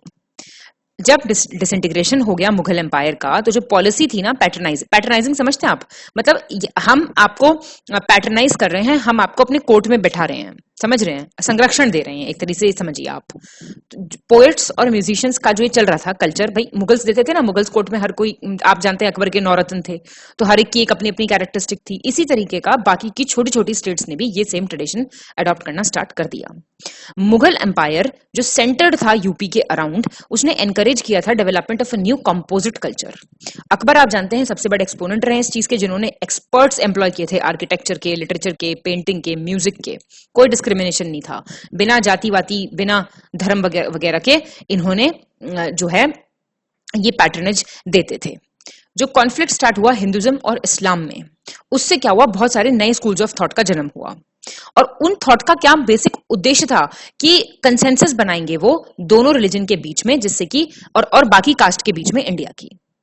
रामानंद आप जानते हैं फाउंडर रहे हैं भक्ति मूवमेंट के, जिन्होंने क्लेम किया था that salvation was not gender और कास्ट, जो मोक्ष है वो जेंडर या कास्ट से नहीं मिलता। और कबीर, उन्होंने कहा था यूनिटी ऑफ ऑल रिलीजन के बारे में, उन्होंने फोकस किया था for the fight against the religious tolerance that existed in UP. Mughals के डिक्लाइन के बाद 18th सेंचुरी में जो सेंटर था ये कॉम्पोजिट कल्चर का, ये शिफ्ट होता है दिल्ली से लखनऊ, जो था under the Nawab of Awadh, present day Ayodhya, जहां पे आर्ट, लिटरेचर, म्यूजिक, पोएट्री ये सब अच्छा खासा फ्लरिश हुआ था इन अ कम्युनल हार्मनी, मतलब बिना जाति, बिना धर्म के भेदभाव के। ठीक है, अवध, और जब भी आप लिखेंगे मिडिवल टाइम पीरियड में यूपी के बारे में, तो आपको ये वाला रीजन के बारे में लिखना पड़ेगा। अवध एक रीजन, एक proposed state present day Uttar प्रदेश का, जो इंडिपेंडेंस से पहले जाना जाता था United provinces of Agra and Awadh. हमने देखा था ना ऊपर जब इवॉल्व हो रहा था नाम।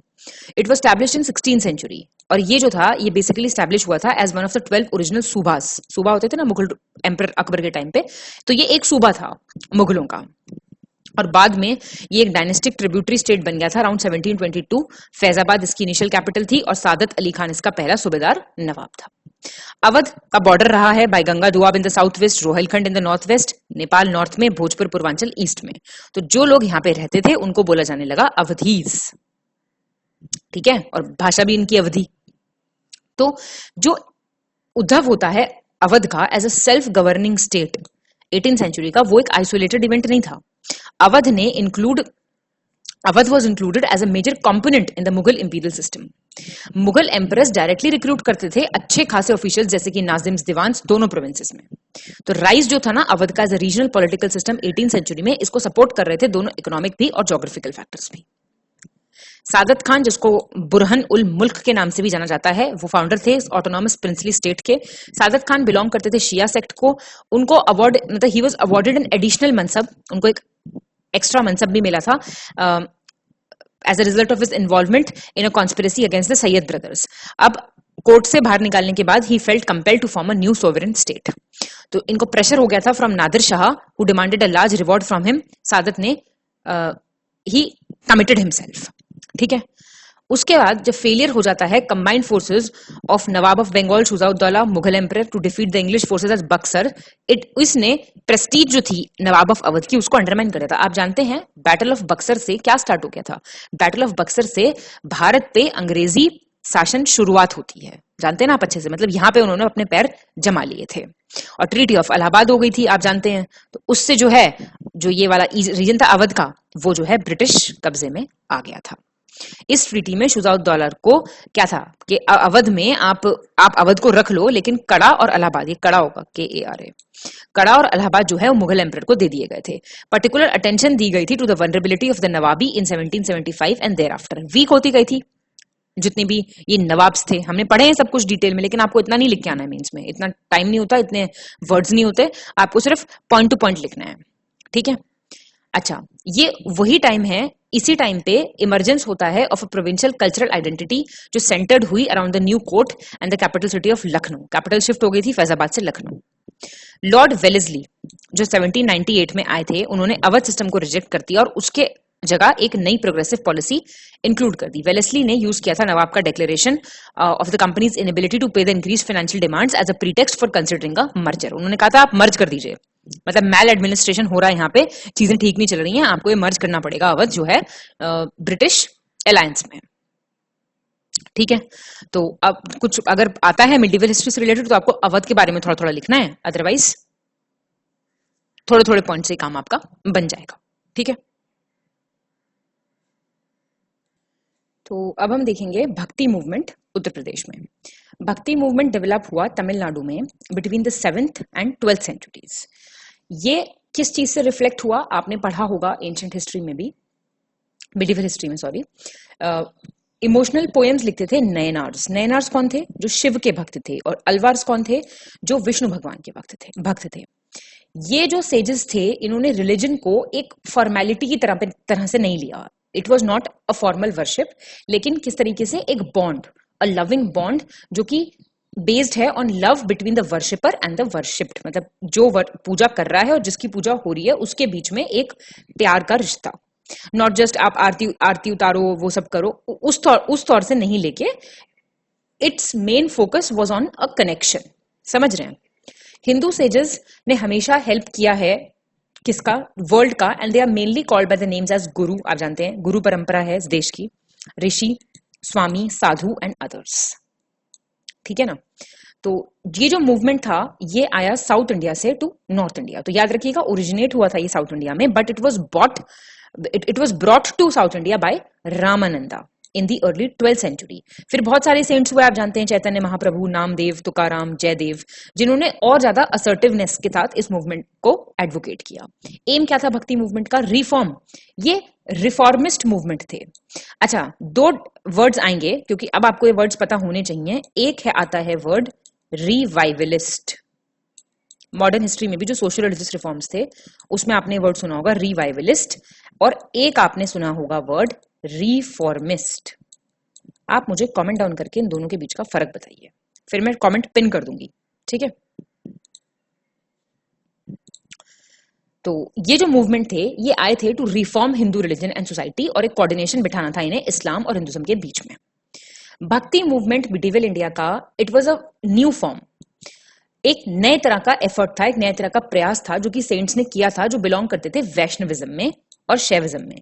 शैविज्म याद रखिएगा शिव भक्ति, वैष्णविज्म वैष्णव भक्ति, विष्णु भगवान की भक्ति, जो आजकल आप देखते होंगे लॉर्ड कृष्णा, भगवतिज्म, वैष्णविज्म, ये सब मिलते जुलते हैं। ठीक है, और ये पैरेलल चले बुद्धिज्म और जैनिज्म के, जो कि काफी पॉपुलर हो गए थे against the Vedic rituals in the 6th century. आप जानते होंगे कि जब हमारी सोसाइटी वैदिक थी, हम यज्ञ करते थे, हम बहुत सारे सैक्रिफाइसेस करते थे, बहुत सारे रिचुअल्स करते थे, तो नए रिलीजन क्यों प्रोपगेट हुए? कभी सोचा आपने? आप जानते हैं वर्ण सिस्टम प्रिवेलेंट था हमारी इंडियन सोसाइटी में। ठीक है, अब इस सोसाइटी में जो लोएस्ट वर्ण पे लोग आते थे, मतलब सबको एक्सेस नहीं थी, डिस्क्रिमिनेटरी था ये सिस्टम। भाई लेडीज को इजाजत नहीं थी कि वो बैठ के किताबें पढ़ लें धर्म की, और जिनको वर्ण में नीचा माना जाता था, जिनको माना जाता था, थे नहीं वो नीचे पर उनको माना जाता था, वो उनको अलाउड नहीं था कि वो बैठ के धार्मिक शास्त्र पढ़ें और ये सब करें। अच्छा, हर जगह ब्राह्मणिज्म का बोलवाला था, मतलब हर जगह आपको एक प्रॉपर प्रीस्ट चाहिए जो आपके रिचुअल्स करवा पाए, हर चीज करवा पाए। अब इससे क्या हुआ, कुछ लोगों को ये लगा कि वो जो हैं वो तो कवर अप हो ही नहीं पा रहे, उन तक चीजें पहुंच ही नहीं पा रही। अब जो ये रिलीजन आई, बुद्धिज्म आया, जैनिज्म आया, इन्होंने ये सारी के सारे जो बैरियर्स थे, सारे के सारे जो रिस्ट्रिक्शंस थे, उन सबको तोड़ दिया। अब भाई रिस्ट्रिक्शन तोड़ना और फ्रीडम में रहना किसको अच्छा नहीं लगता? तो इसलिए इनको बहुत सारे लोगों ने अडॉप्ट किया। ऐसा नहीं है कि वो चीजें गलत थी, ये चीजें सही हैं, वो चीजें सही हैं, ये चीज गलत थी। इस बहस में नहीं पढ़ना है हमें ये देखना है कि रीजंस क्या थे for the development of new religions. ठीक है, अब जिन सेंट्स ने वैष्णविज्म को प्रोपोगेट किया साउथ इंडिया में, आप जानते हैं उनको अलवार्स कहा गया, और जिन्होंने शैविज्म को किया उनको नयनार्स कहा गया। अब कुछ नाम है सेंट्स के, उनके बारे में 2-2, 3-3 लाइन आपको पता होनी चाहिए। ठीक है, लिख के आने में, वही फूल पत्ती लगानी है आपको अपने आंसर में। ठीक है, तो पहले देखें आप तुलसीदास। तुलसीदास को माना जाता है महर्षि वाल्मीकि का ही एक रूप, एक अवतार। तुलसीदास जी जो थे, उनका जन्म हुआ था 1523 में in Rajapur village of Banda district. ये कंटेम्पररी थे मुगल एम्परर अकबर के, याद रखिएगा। ये वही तुलसीदास हैं जिन्होंने हनुमान चालीसा लिखी है। ठीक है, और क्या लिखा है बताइए मुझे, बहुत famous. And the ruler of Mewar Rana Pratap, ये इनके टाइम के हैं, कहने का मतलब है। तुलसीदास चीफ पोएट डिवोटी थे सगुण भक्ति ब्रांच के, जिन्होंने रामचरितमानस आ गया लिखी है, praising Ram and incarnation of Vishnu, और इन्होंने 12 टेक्स्ट लिखे अपनी पूरी जिंदगी में। वल्लभाचार्य को माना जाता है as the foundation pillar and pioneer of Pushti Marg, Krishna भक्ति से ये रिलेटेड थे। और ये किस ब्रांच के थे? Sagundhara, devotional branch of Sagundhara. He was born in Kashi 1479। ये शुद्ध द्वैतवाद में बिलीव करते थे। इस बार आया ना मैच द फॉलोइंग में क्वेश्चन, आया कि नहीं आया? और he never took renunciation but had established Vaishnav sect in Vijayanagar during the time of Krishnadev Rai. Vallabhacharya ने एम्फसाइज किया था on the devotion of Vasudev Krishna की भक्ति कीजिए आप in the form of Shrinath ji, बोलते हैं ना श्री कृष्ण को तो कहते हैं श्रीनाथ जी। इनके जो कुछ प्रोमिनेंट वर्क्स थे वो थे सुबोधिनी, सिद्धांत रहस्य, अनुभाष्य। वल्लभाचार्य ने अपनी पूरी लाइफ, मोस्ट ऑफ लाइफ बिताई काशी और वृंदावन में, और इनके फॉलोअर्स को जाना जाता है किसके नाम से? अष्टछाप, याद रखिएगा। सूरदास एक बहुत बड़े पोएट रहे हैं भक्ति पीरियड के, हिंदी लिटरेचर में महात्मा सूरदास एक एक्सक्लूसिव वर्शिपर रहे हैं भगवान श्री कृष्ण के, and the best poet of Braj भाषा। इनको माना जाता है सूरज हिंदी लिटरेचर का। सूरदास डिसाइपल थे वल्लभाचार्य के, इन्हीं के, जो भी हमने ऊपर देखे। 1478 में इनका जन्म हुआ था। रुनकट एक जगह है, कहां पे? Present day Agra Mathura road पे गांव पड़ता है, वहां पे इनका जन्म हुआ था। ये कंटेम्पररी थे अकबर और जहांगीर के। कृष्ण डिवोटी सूरदास ने कंपोज की थी सूर सागर, सूर सारवली, साहित्य लहरी ब्रज भाषा में। ठीक है, और ये पोएट थे अष्टचाप, इसी वाले जो इनके फॉलोअर्स थे उनको ये बोला गया, तो ये भी इनके फॉलोअर थे तो इनको भी यही बोला जाएगा। ठीक है जी। फिर आए आपके रामानंद।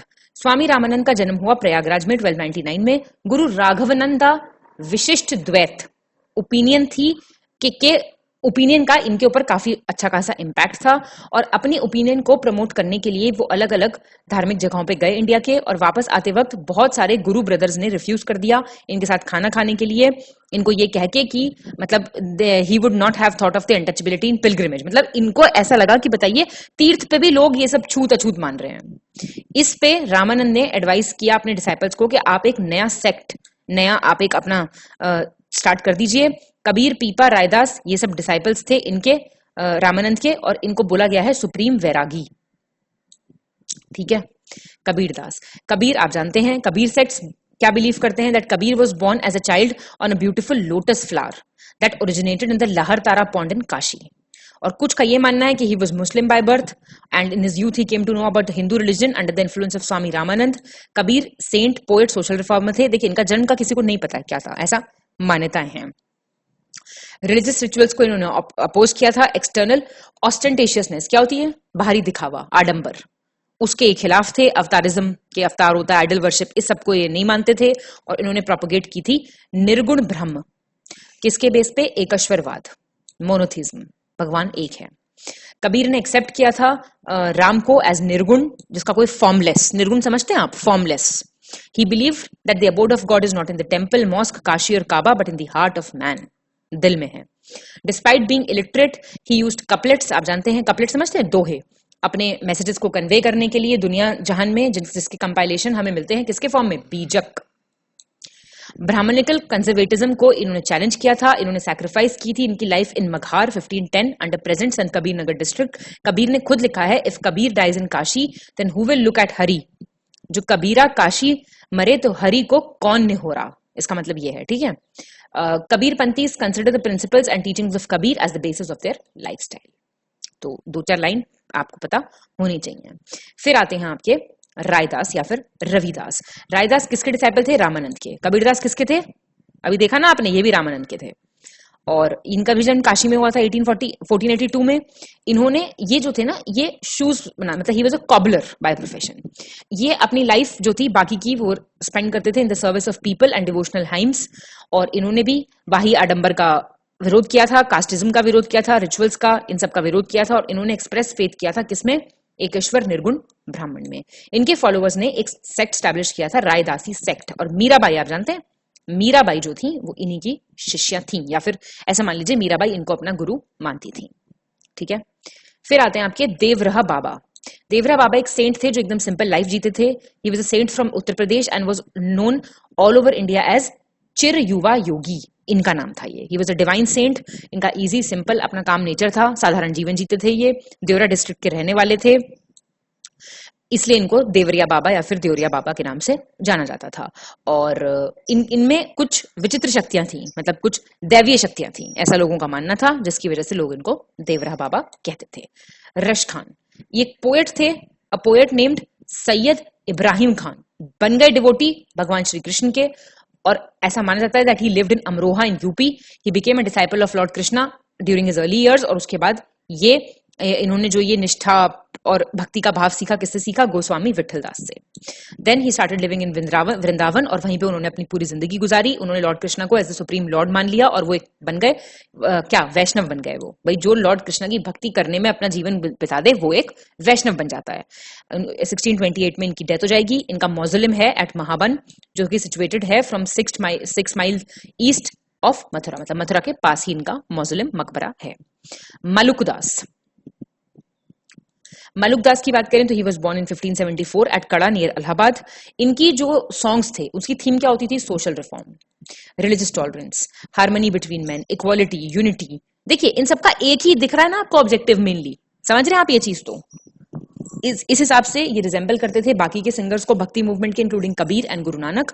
और एम्परर औरंगजेब जो है वो रिकॉग्नाइज करते थे मलुकदास की वैल्यू, और उन्होंने उनको 2 विलेज भी डोनेट किए थे, उनको और उनके डिसाइपल्स को।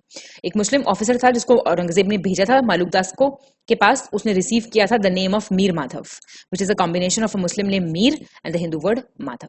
इनकी आपको ग्रेव मिलेगी near the grave of Malukdas, इनकी मीर माधव की। ठीक है,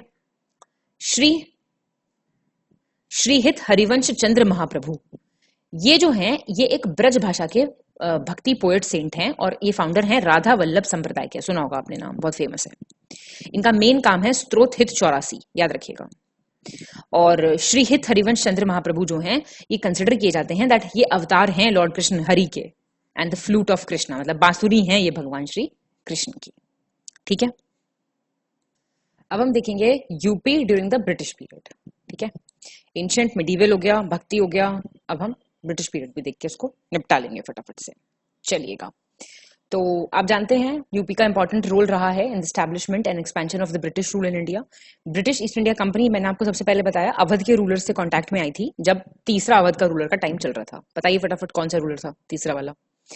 कोई डाउट नहीं है that the history of UP runs hand in hand with the history of country during and after the British rule.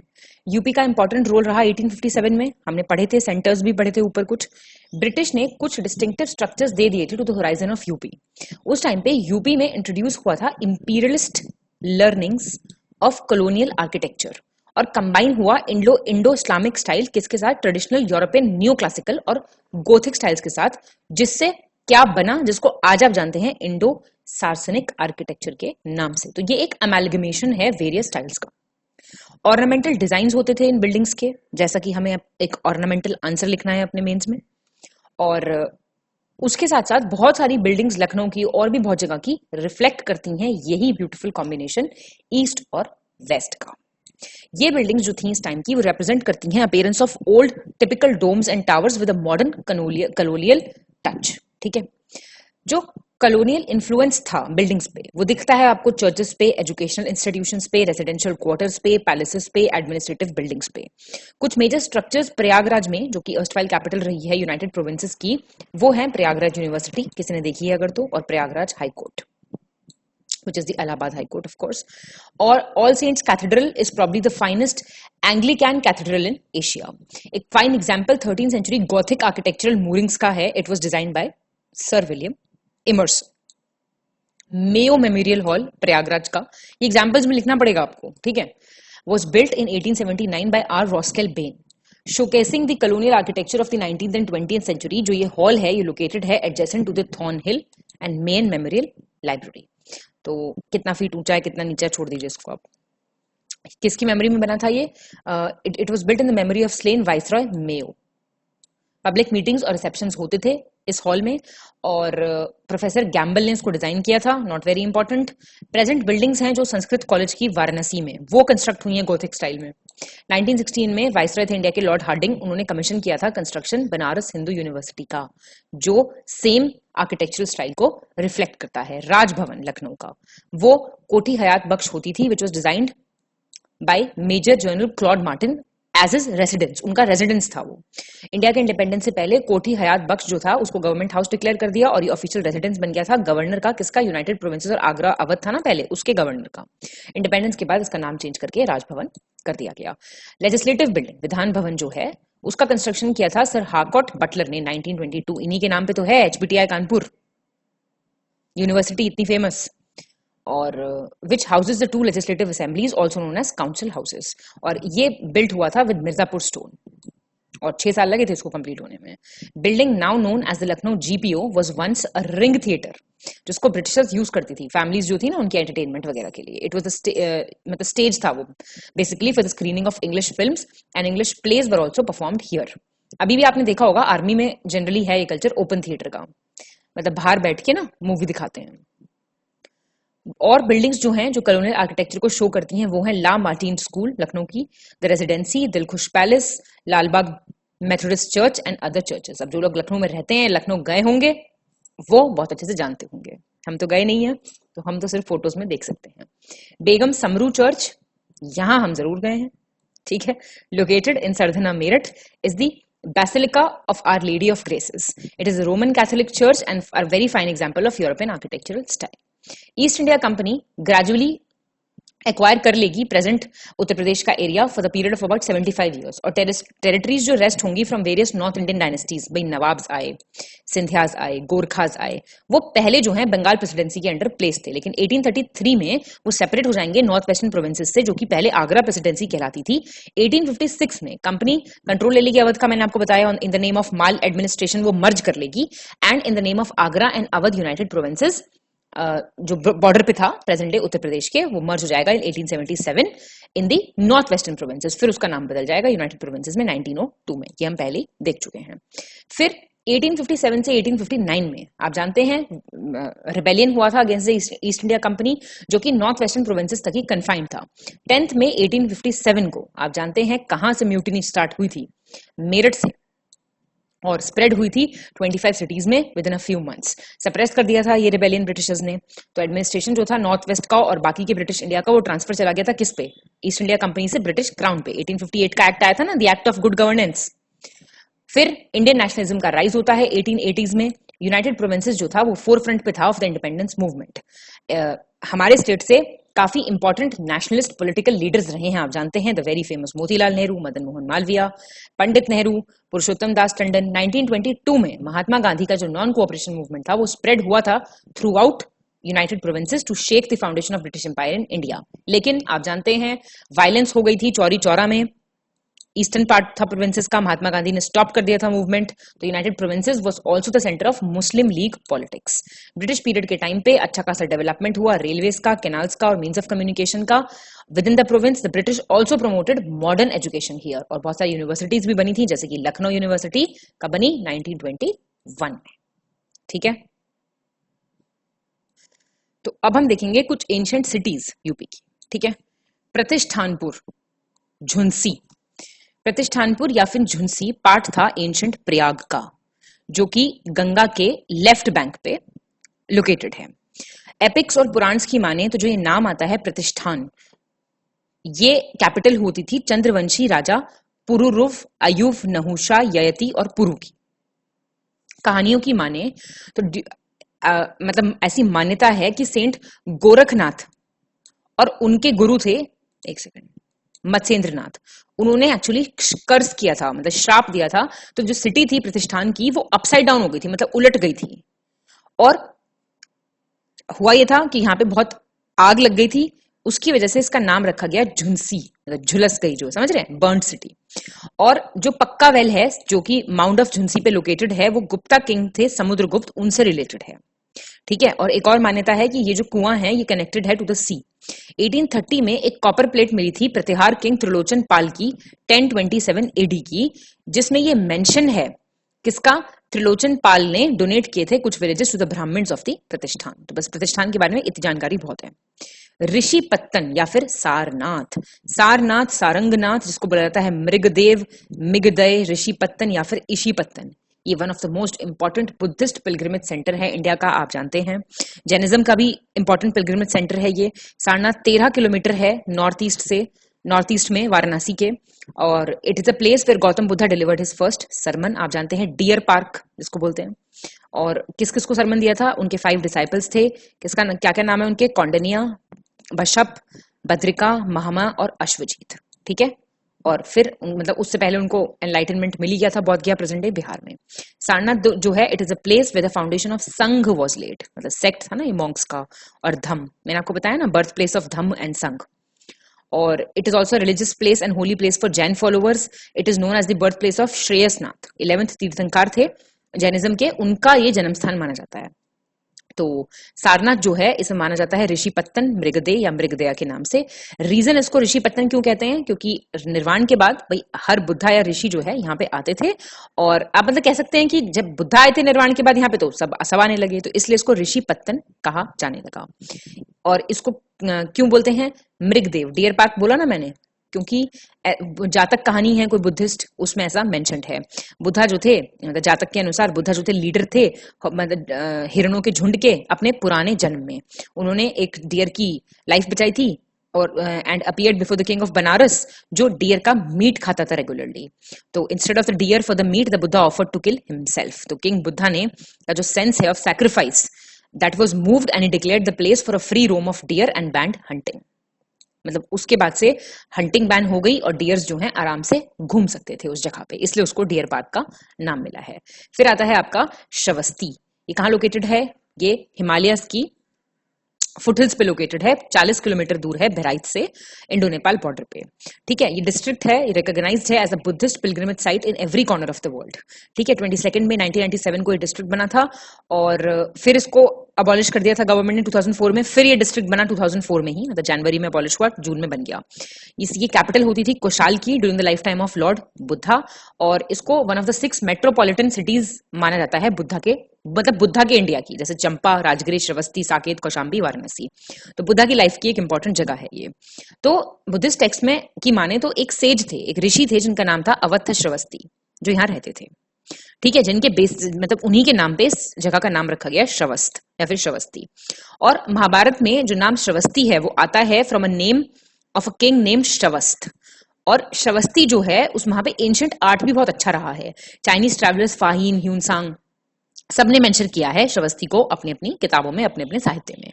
Shravasti was also the birth place of Sambhavnath, ये third तीर्थंकर रहे जैनिज्म के, और चंद्र प्रभानाथ 8th तीर्थंकर रहे जैनिज्म के।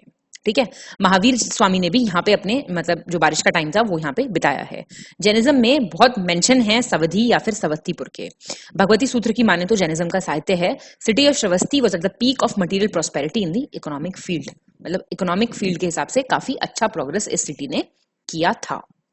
फिर आता है आपका शुरसेन या फिर Mathura. Shurasena district ancient India region की एक डिस्ट्रिक्ट थी, प्रेजेंट डे ब्रज वाला जो इलाका है उत्तर प्रदेश का। कैपिटल थी ये सुरसेन डिस्ट्रिक्ट की मथुरा, और शुरसेन जो थे was the Yadav ruler of Mathura. ठीक है। It was the holy land of lord Krishna in which he was born, brought up and ruled. Mathura हमेशा फेमस रहा है एंशिएंट टाइम से। ये होली सिटी रही है आर्यंस की, और सेंटर रहा है एंशिएंट इंडियन कल्चर और सिविलाइजेशन का बहुत समय तक। मथुरा पहले जाना जाता था मधुपुरी के नाम से। ठीक है। ऐसा मानते हैं कि इसको बनाया था एक राक्षस ने जिसका नाम था मधु। बाद में ये बन गया था कैपिटल शुरसेन स्टेट का, and in the name of succession ये उग्रसेन के रूल के अंदर आ गया था। ठीक है। और मथुरा की एंशिएंट हिस्ट्री रही है, it has been the birth place of Krishna who was born in Yadu dynasty. Archaeological survey of India के प्लेग की माने मथुरा म्यूजियम में जो रखी है, सिटी जो है वो it is mentioned in the oldest Indian epic that is Ramayan.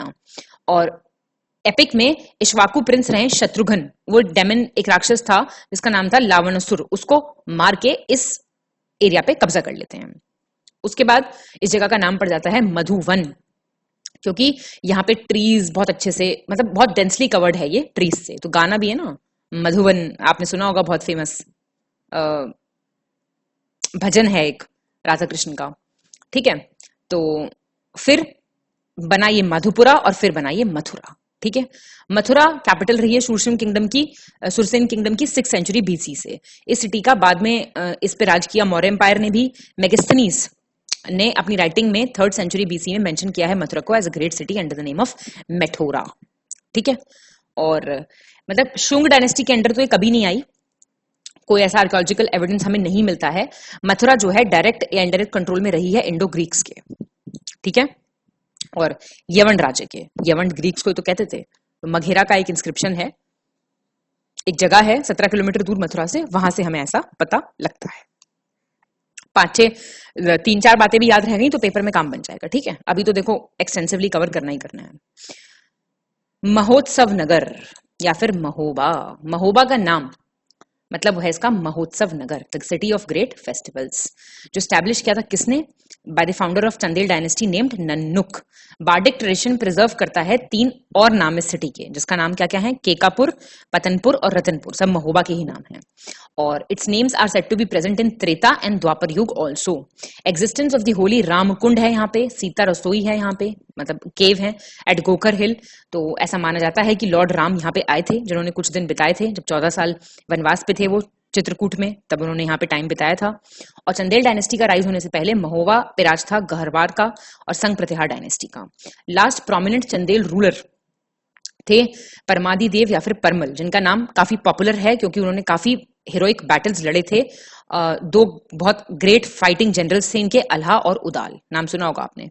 Court poet Jagnik Rao has immortalized the name of Alha and Udal through his popular ballad। ballad समझते हैं आप? वीर गाथाएं नहीं गाई जाती हैं, अल्हा खंड, तो उससे इन दोनों का जो मतलब कितने ब्रेव थे ये, उससे ये पता चलता है। ये जो पोएम है ये गाई गई थी by Hindi speaking people across the country. 1860 में मिस्टर विलियम वाटरफील्ड एक इंग्लिश ऑफिसर थे ईस्ट इंडिया कंपनी के, वो इतने इंप्रेस हुए थे कि उन्होंने इसको इंग्लिश में ट्रांसलेट करा था, किस टाइटल से? ले ऑफ अल्हा, याद रखिएगा, इंपॉर्टेंट। फिर है आपका साकेत या फिर अयोध्या। हिस्टोरिकली अयोध्या को साकेत के नाम से जाना जाता है। और बुद्धा के टाइम पे साकेत पे रूल था किसका? प्रसन्नादि का, जिसकी कैपिटल थी श्रवस्ती। साकेत का प्रोमिनेंस रहा मौर्य रूल के टाइम पे भी, और and it was attacked by Bactrian Greek expedition allied to Panchal and Mathur during 190 BCE। Gupta rulers के टाइम पे अयोध्या में काफी अच्छा खासा पॉलिटिकल इंपॉर्टेंस हुआ था। कैपिटल जो था एम्पायर का वो था, कैपिटल थी ये किसकी? Of the empire of Kumaragupta and Skandagupta. ये शिफ्ट हो गई थी from Pataliputra to Ayodhya, where the old name of Saket was change to Ayodhya. इनके टाइम पे कुमारगुप्त और स्कंदगुप्त के टाइम पे नाम इनका बदला था अयोध्या का। जो अयोध्या है ये डिफाइन करता है सिटी को as the capital of lord Ram, but the empire was destroyed by the Huns during Narasimha Gupta, due to which the capital was shifted to Kannauj. Result ये था कि अयोध्या को मतलब the Ayodhya was forgotten. In the beginning of second millennium Gahadavalas आते हैं power में कन्नौज में, और during their rule the Gahadavalas built several Vishnu temples in Ayodhya. In later years the cult of Ram developed with Vaishnavism, जिसमें Ram was regarded as the most prominent avatar of Vishnu. फिर से अयोध्या का place as a तीर्थ स्थल, एज अ पिलग्रिमेज बढ़ जाता है। इंडिया के इंडिपेंडेंस के बाद ब्रिटिश रूल से अयोध्या जो है स्पिरिचुअली बहुत इंपॉर्टेंट सिटी रहा है उत्तर प्रदेश में। अयोध्या ओल्डेस्ट सिटी है इंडिया का, which was called Saket in Buddhist period. और आप जानते हैं हिस्टोरिकली रिलीजियसली काफी इंपॉर्टेंट रहा है। It is situated on the banks of the Holi Saryu नदी के किनारे है ये घाघरा नदी। और हिस्ट्री में इसको कहा गया है कौशल जनपद, बर्थ प्लेस है ये हमारे भगवान श्री राम का। इट इज कंसिडर्ड एज मोक्षदायिनी and a major pilgrimage centre of Hindus. ठीक है, चलिए अब आ गए हैं हम काशी। ठीक है, हर हर Mahadev. Varanasi is one of the oldest inhabited cities in the world and the oldest inhabited city, इसको बोलते हैं oldest living city of India, जानते हैं आप? It is also called Banaras and Kashi. सबसे सेक्रेड माना जाता है इसको, and it is called as Avimukta Kshetra. इसके अलावा ये बुद्धिज्म और जैनिज्म के लिए भी सेक्रेट है, अभी मैंने आपको बताया सारनाथ की वजह से। और बहुत बढ़िया कल्चर है यहाँ का, और सेंटर ऑफ एजुकेशन बहुत अच्छा है, BHU है यहाँ पे, और गंगा माँ बह रही है यहाँ बढ़िया से एकदम, श्री काशी विश्वनाथ जी हैं यहाँ पे। और this city has been the cultural and religious center of India, especially for North India, for thousands of years, and it is often addressed with adjectives as city of temples, religious capital of India, city of Lord Shiva, city of lights, city of knowledge. और famous American author है mark Twain, वो लिखते हैं अपनी book में death in Banaras में, Banaras is older than history, older than tradition, older than legends, and when put together is twice as old as that collection. The residents here mainly speak Kashika Bhojpuri, which is a dialect of Hindi. मतलब मुझे लगता है Banaras is one of the most beautiful place one can visit in his or her lifetime. जो लोग रहते हैं बनारस में, मतलब I am jealous of you people, ये कहूंगी मैं। तो इस तरीके से हमने यहाँ पे हमारा सारा कल्चर से रिलेटेड पार्ट यूपी का देख लिया। ठीक है, फील करके पढ़िए, बहुत ब्यूटीफुली पढ़िए, बहुत अच्छा आंसर कंपोज कर पाएंगे आप। देखिए प्रीलिम्स में आपाधापी होती है, मारामारी होती है, उस मारामारी को क्रॉस करके आप मेंस तक जाएंगे। तो मेंस को एंजॉय करके फील के साथ देना पेपर एकदम। ठीक है, चलिए तो मैं मिलती हूँ आपको हमारी नेक्स्ट वीडियो में। तब तक के लिए हंसते रहिए, अच्छे से पढ़ते रहिए, एकदम खुश रहिए। Thank you so much and all the very best to all of you.